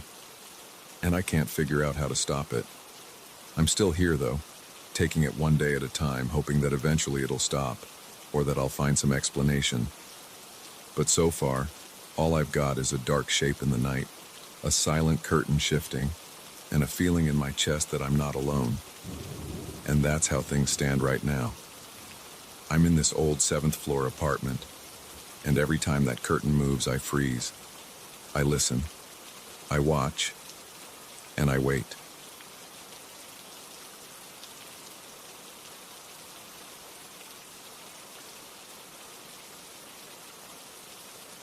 I never used to worry about my balcony door after dark. I kept it unlocked most nights and sometimes stepped out for fresh air around midnight. Now, I freeze whenever I hear the faintest tapping against the glass. It's not a constant noise. It comes and goes, irregular and unsettling, like something testing the barrier between my apartment and the open night. I still remember the first time it turned from a mild curiosity into a real source of dread. It happened on a Tuesday. I was reading on my phone, half asleep on the couch, when I heard 3 sharp knocks. They echoed through the living room. My curtains were drawn, and I didn't see anyone. The next thing I heard was heavy breathing on the other side of the door. That sound made my skin crawl. I stood up slowly, hardly daring to breathe. That was the night everything changed for me. I live in a small 1-bedroom apartment on the 10th floor of a building near the city center. The balcony faces the skyline, where I can see office towers, a few apartment blocks, and a grid of streets dotted with streetlights. At night, the city looks busy from a distance, but up close, my building gets quiet. Most people around here go to bed early, or at least they keep their windows closed. I'm one of those people who enjoyed the night breeze before all this started. Now, I don't open the door unless it's daylight. I first noticed the tapping noise about a month ago. It sounded light, like fingernails on glass, but sometimes it was so quick and faint I thought it might be a stray bird or a bat. I'd check outside and never see anything. No bird droppings, no feathers, nothing out of place. At one point, I considered that it could be the wind, maybe a loose piece of plastic from the neighboring balcony. But when I looked around in daylight, there was no loose debris, no plastic bag stuck anywhere. 1 week later, the knocks grew a bit louder. They followed the same rhythm each time. 2 or 3 taps in quick succession, then silence for a few seconds. I tried knocking back once, just to see what would happen, but there was nothing on the other side. I even stepped out onto the balcony a couple of times, shining my phone's flashlight around. My neighbors above and below never mentioned anything unusual, even though I asked them casually in the hallway if they'd heard strange noises at night. They shook their heads, said no. One guy joked about ghosts, but I just laughed it off. I didn't want to seem paranoid. Everything escalated on that Tuesday night. I was lying on my couch, scrolling through social media. I kept hearing these softer taps around 11, but I ignored them. Around midnight, I heard 3 distinct thuds. They were harder than before, more like someone knocking with a knuckle. Then came the breathing. It was slow at first, like someone out of breath, trying not to be heard. My heart started racing. The hair on my arms stood up. I felt a cold wave move through my chest. I reached for the TV remote, turned the volume down, and stayed still. I couldn't see anything because the curtains were fully drawn. But the breathing was there, heavy and deliberate. I got up carefully, not wanting to make any noise. My living room was dark, the only light coming from a small lamp in the corner. I held my breath. I waited to see if the noise would fade away. Instead, I heard a soft scrape on the glass like a fingernail going down one side. Then the breathing stopped. There was another gentle tap, and then silence. After a few seconds, I decided to check. I grabbed a flashlight from a drawer in the kitchen, returned to the living room, and pulled the curtain aside a little. The balcony was empty. Nothing out there except a couple of chairs and an old potted plant. I couldn't see beyond the railing, just the dim glow of city lights below. The sky was clear, and there was a faint reflection of my living room in the glass. No sign of a person, no animals. I left the flashlight on the table and just stood there listening. I stayed up for another hour, thinking maybe someone was playing a prank, but there was no more noise that night. I went to bed around 2 in the morning feeling uneasy. When my alarm rang at 6, I woke up still tired, with a knot in my stomach. I told myself that maybe I'd overreacted. But then I remembered the breathing. There was no way I imagined that. It was too distinct, too human-like, right behind the glass. The next night, I tried to keep busy until I felt exhausted. I watched a movie with my headphones on, hoping I wouldn't hear anything. But around midnight, there it was again. First, 2 taps, then silence, then another tap. I paused the movie, took off my headphones and listened. My heart was pounding, and my arms felt stiff. I didn't turn on any lights this time. I wanted to see if there was a silhouette outside. I approached the balcony door slowly. I stood there for a moment, hearing a faint rustling noise, like clothing brushing against the door. I pulled the curtain back a few inches and peered outside. Again, the balcony was empty, but I felt like something was just out of view, near the corners of the glass. I stood there for almost a full minute, waiting to see if anyone would move. Nothing happened. Finally, I exhaled and dropped the curtain. I started thinking that maybe the sounds were from the building's facade. Sometimes old buildings shift, or the exterior panels make noises when the temperature changes, but it didn't sound like a random creak. It sounded intentional, like knocks, and that breathing was definitely not the building settling. I decided to talk to the building's security guard. His name is Carlos. He sits in the lobby most nights checking the cameras. I went down around lunchtime so it wouldn't seem urgent or anything. I asked him if the cameras facing the front of the building or the side had caught anything unusual. He said no, just the usual foot traffic. I asked if anyone else had complained about noises on their balcony. He shook his head and said everything was normal as far as he knew. I felt uneasy, but I thanked him anyway and went back upstairs. For a few days, nothing major happened. I still heard light taps, but they were faint. Then last week I was about to go to bed around 11:30. I had just brushed my teeth, and I was in the kitchen drinking water. My kitchen window has a partial view of the balcony door if the living room lights are off. I turned off the kitchen light and the living room was dark except for the glow from a street lamp outside. I stood there for a moment, letting my eyes adjust. I thought I saw a shape move across the balcony. It was quick, like a dark blur. I froze. I couldn't see its form clearly. It didn't look big, but it moved with a certain weight. I heard a click, like a fingernail tapping the railing. I stayed in place, trying to decide if I should turn on the lights or keep them off. My heart hammered in my chest. My throat felt dry. I heard a faint scuffling sound, then a soft exhale, almost like a grunt. After about 10 seconds, it went quiet.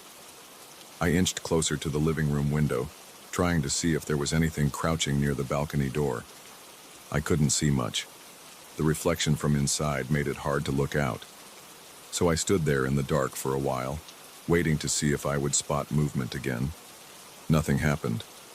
Finally, I convinced myself to walk over to the door. I pulled the curtain aside just enough to peek. The balcony was empty again. I slid the curtain back and let out a shaky breath. At that point, I decided I wouldn't open that door at night anymore. I even considered blocking it with a piece of furniture, but then I remembered the building codes about emergency exits and stuff. I left it as it was, but I kept it locked. I started double-checking the lock before going to bed. I also started keeping my phone by my side, thinking that if I heard anything too strange, I'd call someone. But who do I call? The police? And tell them what? That I hear tapping and breathing at my balcony door? For the next few nights, the noises remained occasional. Sometimes I'd just hear a couple of faint taps and then nothing else. Other nights, there was complete silence. I tried to sleep earlier, but I felt restless. I'd jolt awake at the smallest sound, half expecting to see someone standing on the balcony staring in. Every time I dared to look, the balcony was empty. The strangest thing is that I never found footprints or any marks on the door. There's a little dust on the balcony floor, but I haven't noticed any disturbance except for a scuff here or there. I can't say for sure if those marks are new or old. I never paid attention to them before. Last night, something different happened. I was eating a late dinner around 10 p.m. when I heard a single knock on the glass. It was loud enough to make me put down my fork. I felt my stomach tighten. My arms felt cold. I stood up and turned off the kitchen light. The living room was dim, lit by a small floor lamp in the corner. I walked slowly to the balcony door and stopped about 2 feet away. I listened. I heard breathing again. It sounded ragged, like someone who had been running. I stayed absolutely still. I didn't pull the curtain back this time. I just stood there, my chest hurting from how hard my heart was beating. The breathing lasted longer than usual, maybe 15 or 20 seconds. Then it stopped. I heard a faint scratching sound, like something lightly scraping the glass from top to bottom.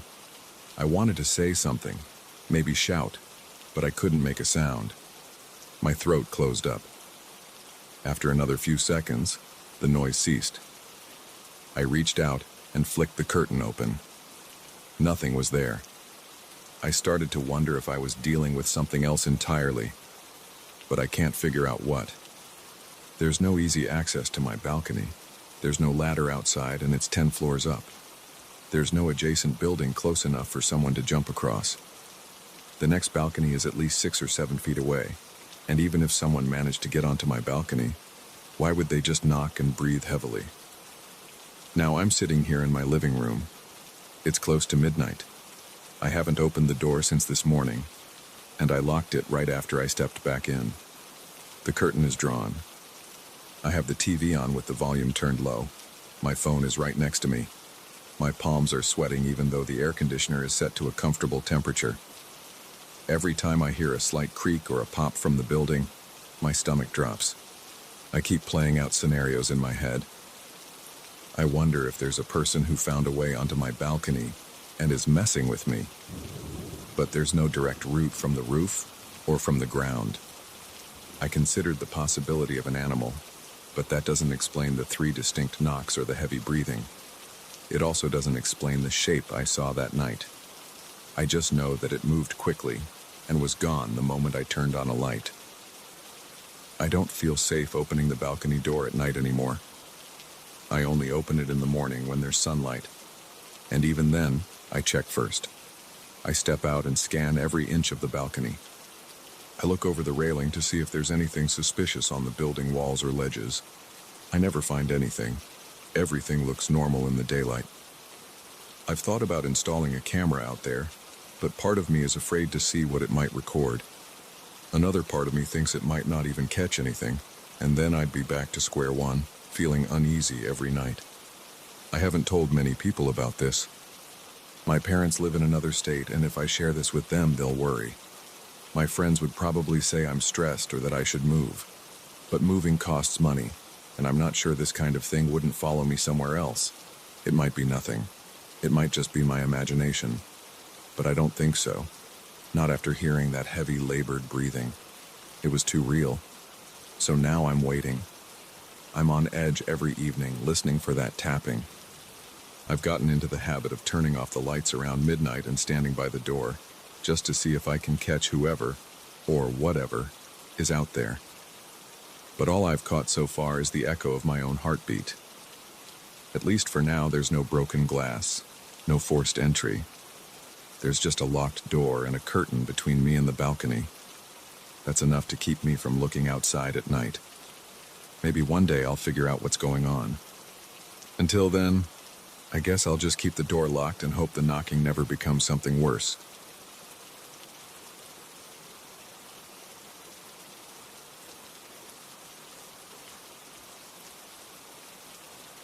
That old radio won't stop making noise. It doesn't matter if I unplug it or throw it in a ditch. Somehow it ends up back in the same spot, playing low static after midnight. That's how things have been since I moved here. I thought I'd settle on my dad's old ranch without complications, but I was wrong. Now I'm caught up with this piece of junk that won't stay quiet. I drove in on a Monday afternoon because I'd been putting off dealing with the ranch for too long. The place hadn't changed on the outside. The main house was still the same old building with chipped paint and sagging porch steps. The roof looked okay, but I didn't trust it. The ground around the porch had weeds up to my knees. I felt sweat gathering on my forehead because it was hot and humid. There was a faint smell of manure and old hay, but I was used to it. I grew up in this area, so that odor reminded me of times I'd rather not think about. I headed straight for the barn because I wanted to check if the structure was still sound. My dad spent a lot of time in that barn. He kept a radio there on an old workbench. He used to listen to country music while tinkering with small projects. I had no special attachment to that radio, but seeing it again gave me a strange feeling. It looked older than I remembered. The plastic casing was yellowish and the antenna was bent. I ran my hand over the top to wipe off some dust. The dial was stuck between two channels, so I fiddled with it for a second. Static crackled through the speaker. I unplugged it from the outlet in the corner. Then I left it on the workbench and went back to the house. After hauling my bags inside, I opened all the windows. The interior smelled stale. No one had cleaned up in a long time. My sister and I hadn't decided what we would do with the ranch. We weren't even sure if we'd sell it or keep it. For now, it was just my job to sort out the furniture, the garage, and everything else. She lived in another state and would only come down if I needed her. I felt tired. I grabbed a bottle of water from a cooler I brought and drank half of it in one go. Then I noticed I had no service on my phone. That wasn't unusual out here. I just shrugged and put the phone back in my pocket. That first night, everything was quiet until around 1 in the morning. I had dozed off on the couch because I was too lazy to set up the bedroom properly. A faint crackling noise woke me up. It was so soft I thought it was my imagination. I listened carefully. It sounded like static mixed with a country song. I knew that sound. It was my dad's old radio station. I sat up and rubbed my eyes. The living room was dark.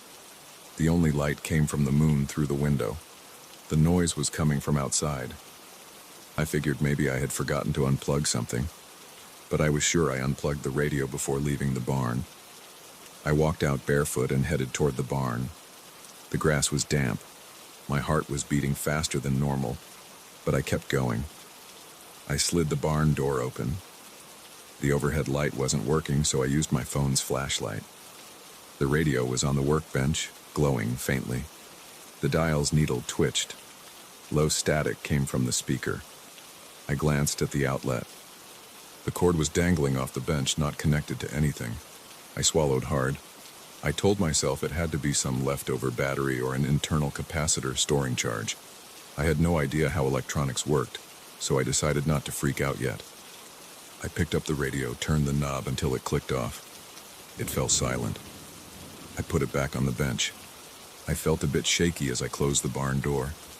I went back to the house, locked everything, and forced myself to go back to sleep. The next morning I woke up with a stiff neck. My back hurt from that couch. I made a quick breakfast and went to the barn to see if the radio was still unplugged. It was silent when I got there. I picked it up, carried it outside, and dropped it in an old trash bin. I didn't plan on fixing it, and I didn't want that static at night. I had things to do, like cleaning out the house and checking the fences. I spent most of the day hauling trash and sorting through boxes in the house. I found some old photographs, papers, and random stuff that my dad never threw away. Nothing felt too personal. He hadn't been a sentimental man. In the afternoon, I tried to get a call out to my sister. My phone signal was weak, so I drove a few miles down the road to a spot where I knew I could get a decent connection. I told her I was planning to stay at the ranch for a few more days. She said she was fine with that and asked if anything was weird. I hesitated, but ended up telling her about the radio. I asked if she had taken it out of the trash or if she'd visited the ranch recently. She said no. She sounded confused. I told her it was probably nothing. I ended the call feeling uneasy. When I got back to the ranch, I checked the barn again. My stomach tightened when I saw the radio sitting on the workbench. It looked exactly like before. Same layer of dust, same bent antenna. I stared at it for a while.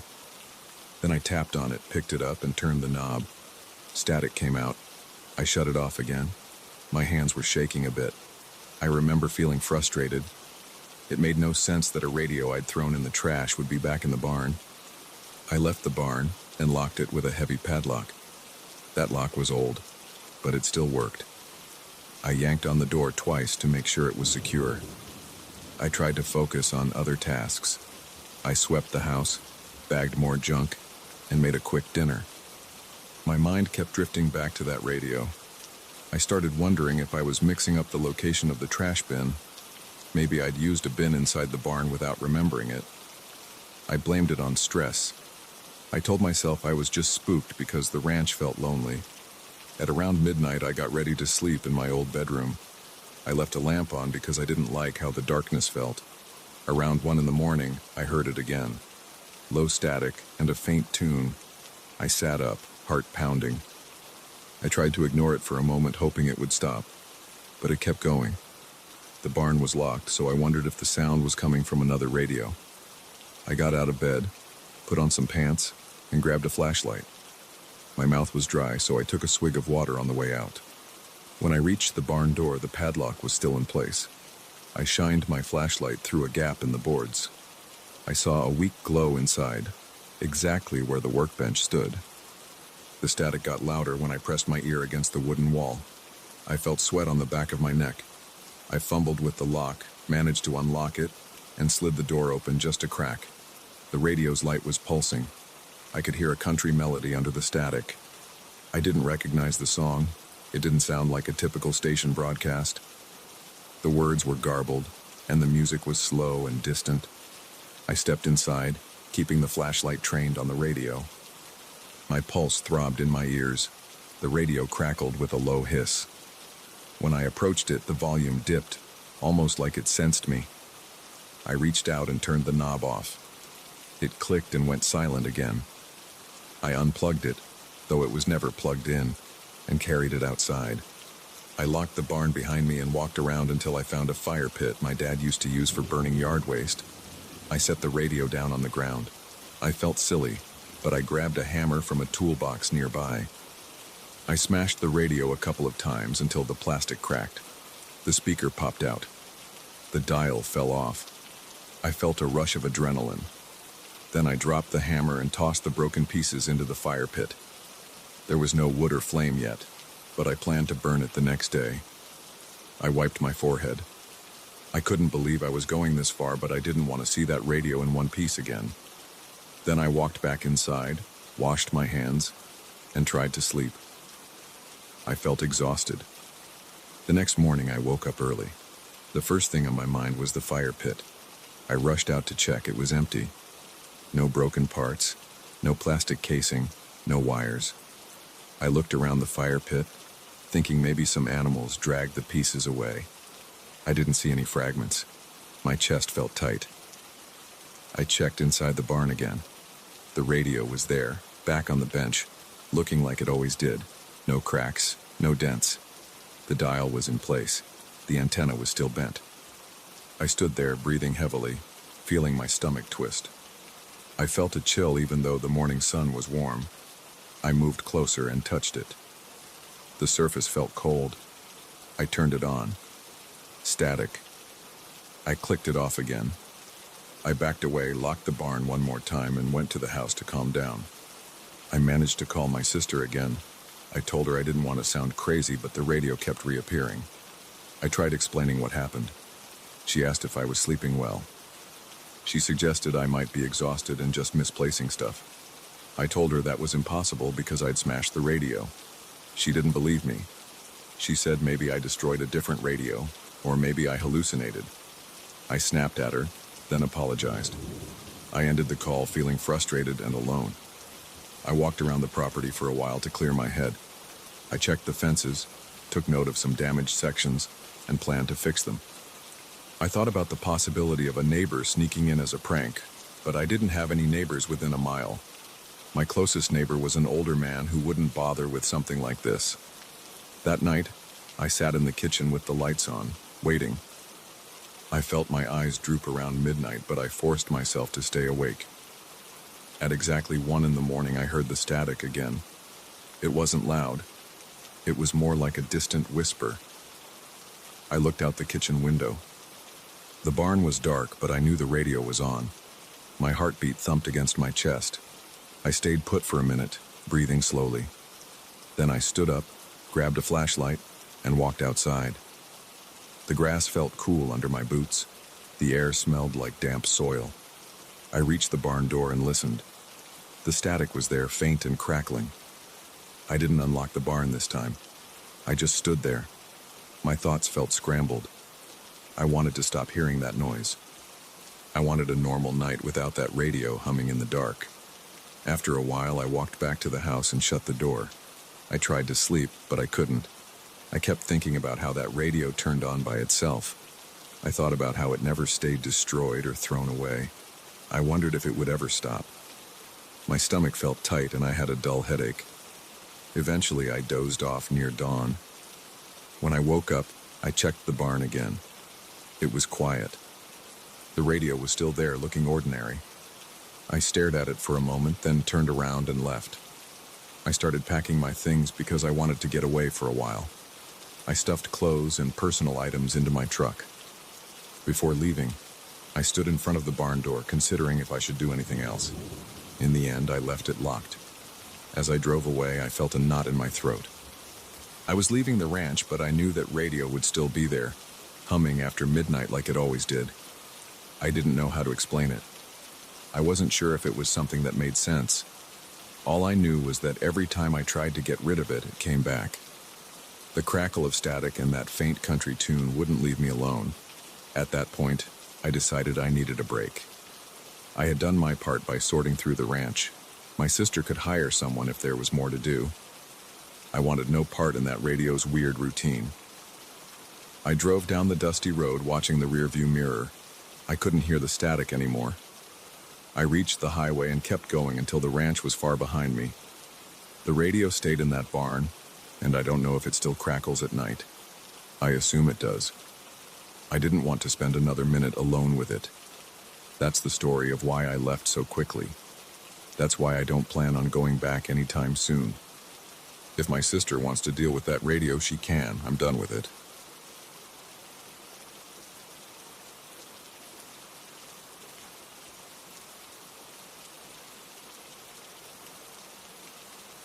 I've lived in this condominium for 2 years.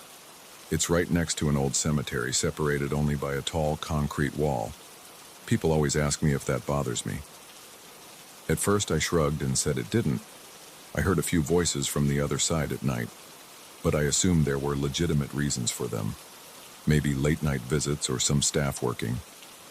Then I started hearing low laughter and soft moans at odd hours, times when I knew there shouldn't be any ceremonies. One night I found a withered flower on my balcony. I had no clue how it got there. I picked it up, tried to toss it away, and it crumbled into ash in my hand.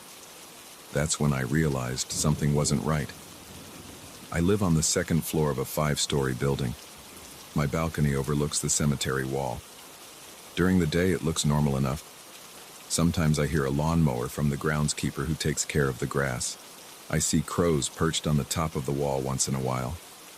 There's a big iron gate at the entrance of the cemetery. People come and go. Everything seems peaceful in the daylight. At night, it's different.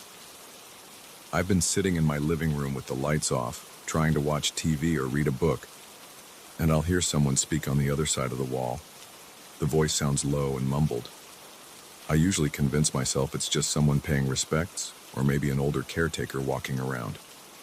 But there have been times I've heard laughter that isn't pleasant. It sounds breathy and short, like someone trying to stifle it. I've also heard a slow, drawn-out moan that makes my skin crawl.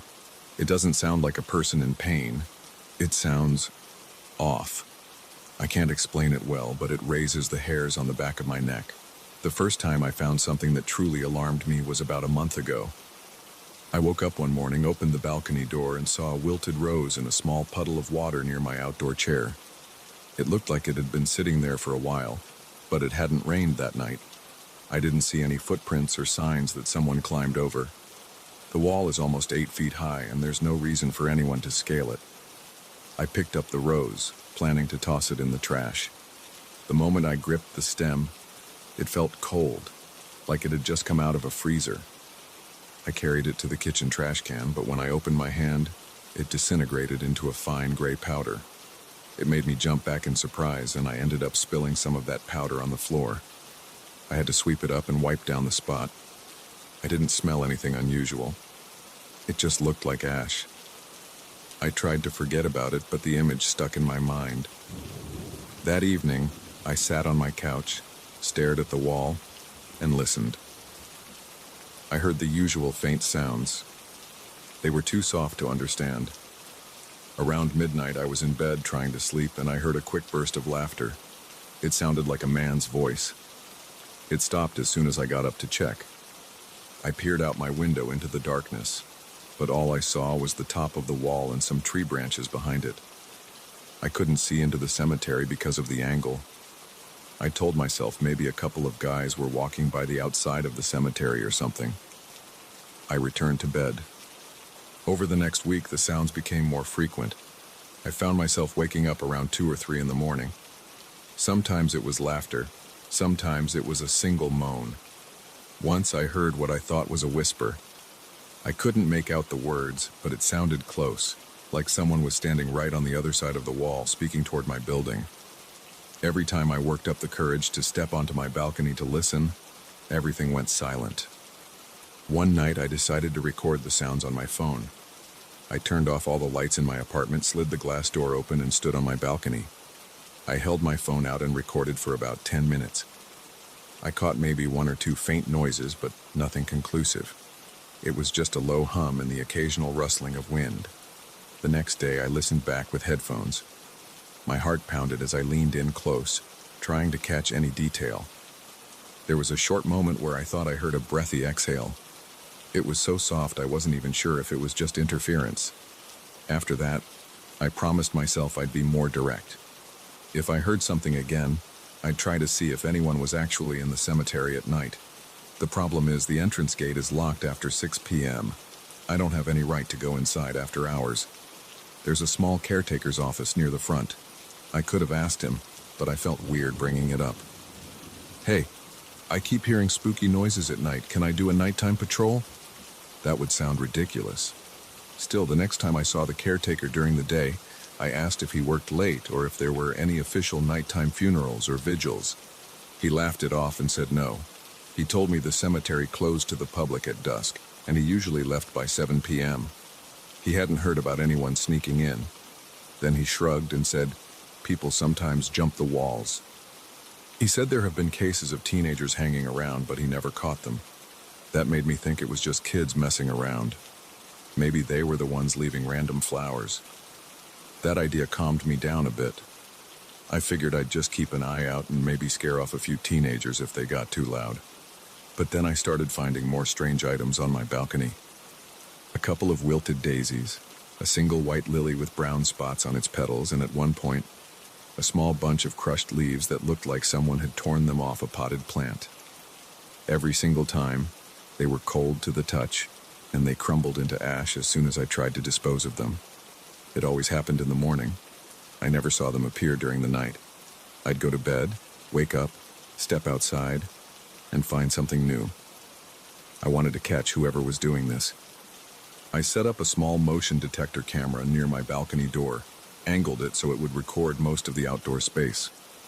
I synced it to my phone so I'd get an alert if it captured movement. The first 2 nights, nothing happened. On the third night, I woke up around 4 a.m. to check my phone. I hadn't received any alerts, so I went back to sleep. In the morning, I stepped outside and found a wilted chrysanthemum under the chair. I felt a jolt of panic when I saw it. I opened the camera footage. There was no motion recorded. It showed me going out on the balcony before bed and then me coming out in the morning. No one else appeared. The flower just showed up without any explanation. I started feeling uneasy every time I walked through my living room after dark. I kept looking at the balcony door, half expecting a face to appear. My skin got clammy, and my heart beat faster every time I thought I heard a noise outside. Usually it was just the hum of the refrigerator or the plumbing in the walls, but I was always on edge. About a week ago, I woke up in the middle of the night again. It was around 2:30 a.m. The air felt too cold for that time of year. I was sweating but shivering at the same time. I checked the thermostat and saw it read 71 degrees. It made no sense to me because it felt much colder. Then I heard that faint laughter again. This time, it lasted longer. It sounded like someone right outside my window, muffled and soft, but it went on for maybe a full minute. I sat up in bed and waited for my phone's camera alert. Nothing arrived. I grabbed a flashlight from my nightstand, tiptoed across my dark apartment, and slid open the balcony door just enough to peek out. I heard a light scraping sound, like someone dragging something against the wall on the cemetery side. I turned on the flashlight and pointed it toward the railing. I saw nothing. I leaned over the edge, trying to see the base of the wall. It was too dark. I stared out toward the top of the wall. For a second, I thought I saw a shape move. It might have been a shadow or a branch swaying in the wind. I felt a tight knot in my stomach and decided it was best to shut the door. I locked it, double-checked the windows, and went back to bed. The next morning, I inspected my balcony. No flowers, no ash, no footprints. It looked clean. But when I knelt down near the railing, I noticed a small patch of dust that looked darker than the usual buildup. I touched it, and it felt gritty, almost like sand. It didn't smell like anything, and it blew away with a light brush of my hand. I couldn't figure out where it came from. Over the next few days, my sleep schedule got worse. I'd stay up late, alert for any sign of movement or noise. I'd fall asleep around midnight or 1 a.m. and wake up exhausted for work. My coworkers noticed I was jittery and distracted. One of them asked if I was going through something personal. I just said I was dealing with neighbor noise at night. I didn't mention it was coming from a cemetery. 2 nights ago, I decided to pull a chair out onto the balcony and sit there in the dark. I put on a hoodie, brought my phone, and turned off the indoor lights so I wouldn't stand out. Around 1 a.m., I heard a faint scraping noise again. Then I heard a low hum like someone humming a tune. I couldn't recognize any melody. The sound rose and fell, then faded. My hands got clammy, and my mouth went dry. I looked over the railing again, shining a small flashlight. I thought I saw a hand gripping the top of the wall, but it vanished so fast that I wasn't sure if I imagined it. I felt my pulse racing. My stomach twisted up and I almost dropped the flashlight. I rushed back inside and locked the door. My heart was pounding so hard it hurt. I waited, listening for any more noises. After a few minutes of silence, I forced myself to calm down. I walked to my bedroom, lay in bed, and just stared at the ceiling until I fell asleep. In the morning, there was nothing on the balcony. No flower, no dust, no sign of anyone being there. My camera didn't capture anything either. Now I'm left with this sense of constant unease. I have no explanation for the laughter, the moans, or the weird withered flowers that turn to ash. I've considered moving out, but that's a big step. My lease isn't up for another few months, and I don't want to break it without a solid reason. But I'm concerned about my well-being. Every night I wait for something else to happen. I can't say for sure what's out there. I only know I've heard sounds no one can explain, and I've seen things appear on my balcony without any logical way for them to get there. Something is happening by that wall, and it doesn't feel right. I'm not sleeping well, and I'm constantly tense. My body feels heavier, and I catch myself jumping at small noises like the elevator door in the hallway. I'm stuck in this place, living next to a cemetery that doesn't stay quiet at night. I don't know who or what is making those sounds. Maybe it's a prank. Maybe it's something I can't explain.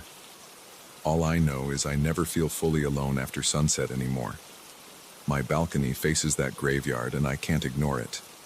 Every time I close my eyes at night, I half expect to hear that raspy laughter again, or find another dead flower waiting for me in the morning. And every time I step outside, I feel the wall looming over me, hiding whatever is on the other side. I don't know if I'll ever get used to it. I just want to sleep through one night without waking up in a cold sweat, sure that someone is standing outside looking in. For now, I wait, listening to the silence, never sure how long it'll last before I hear something I can't explain.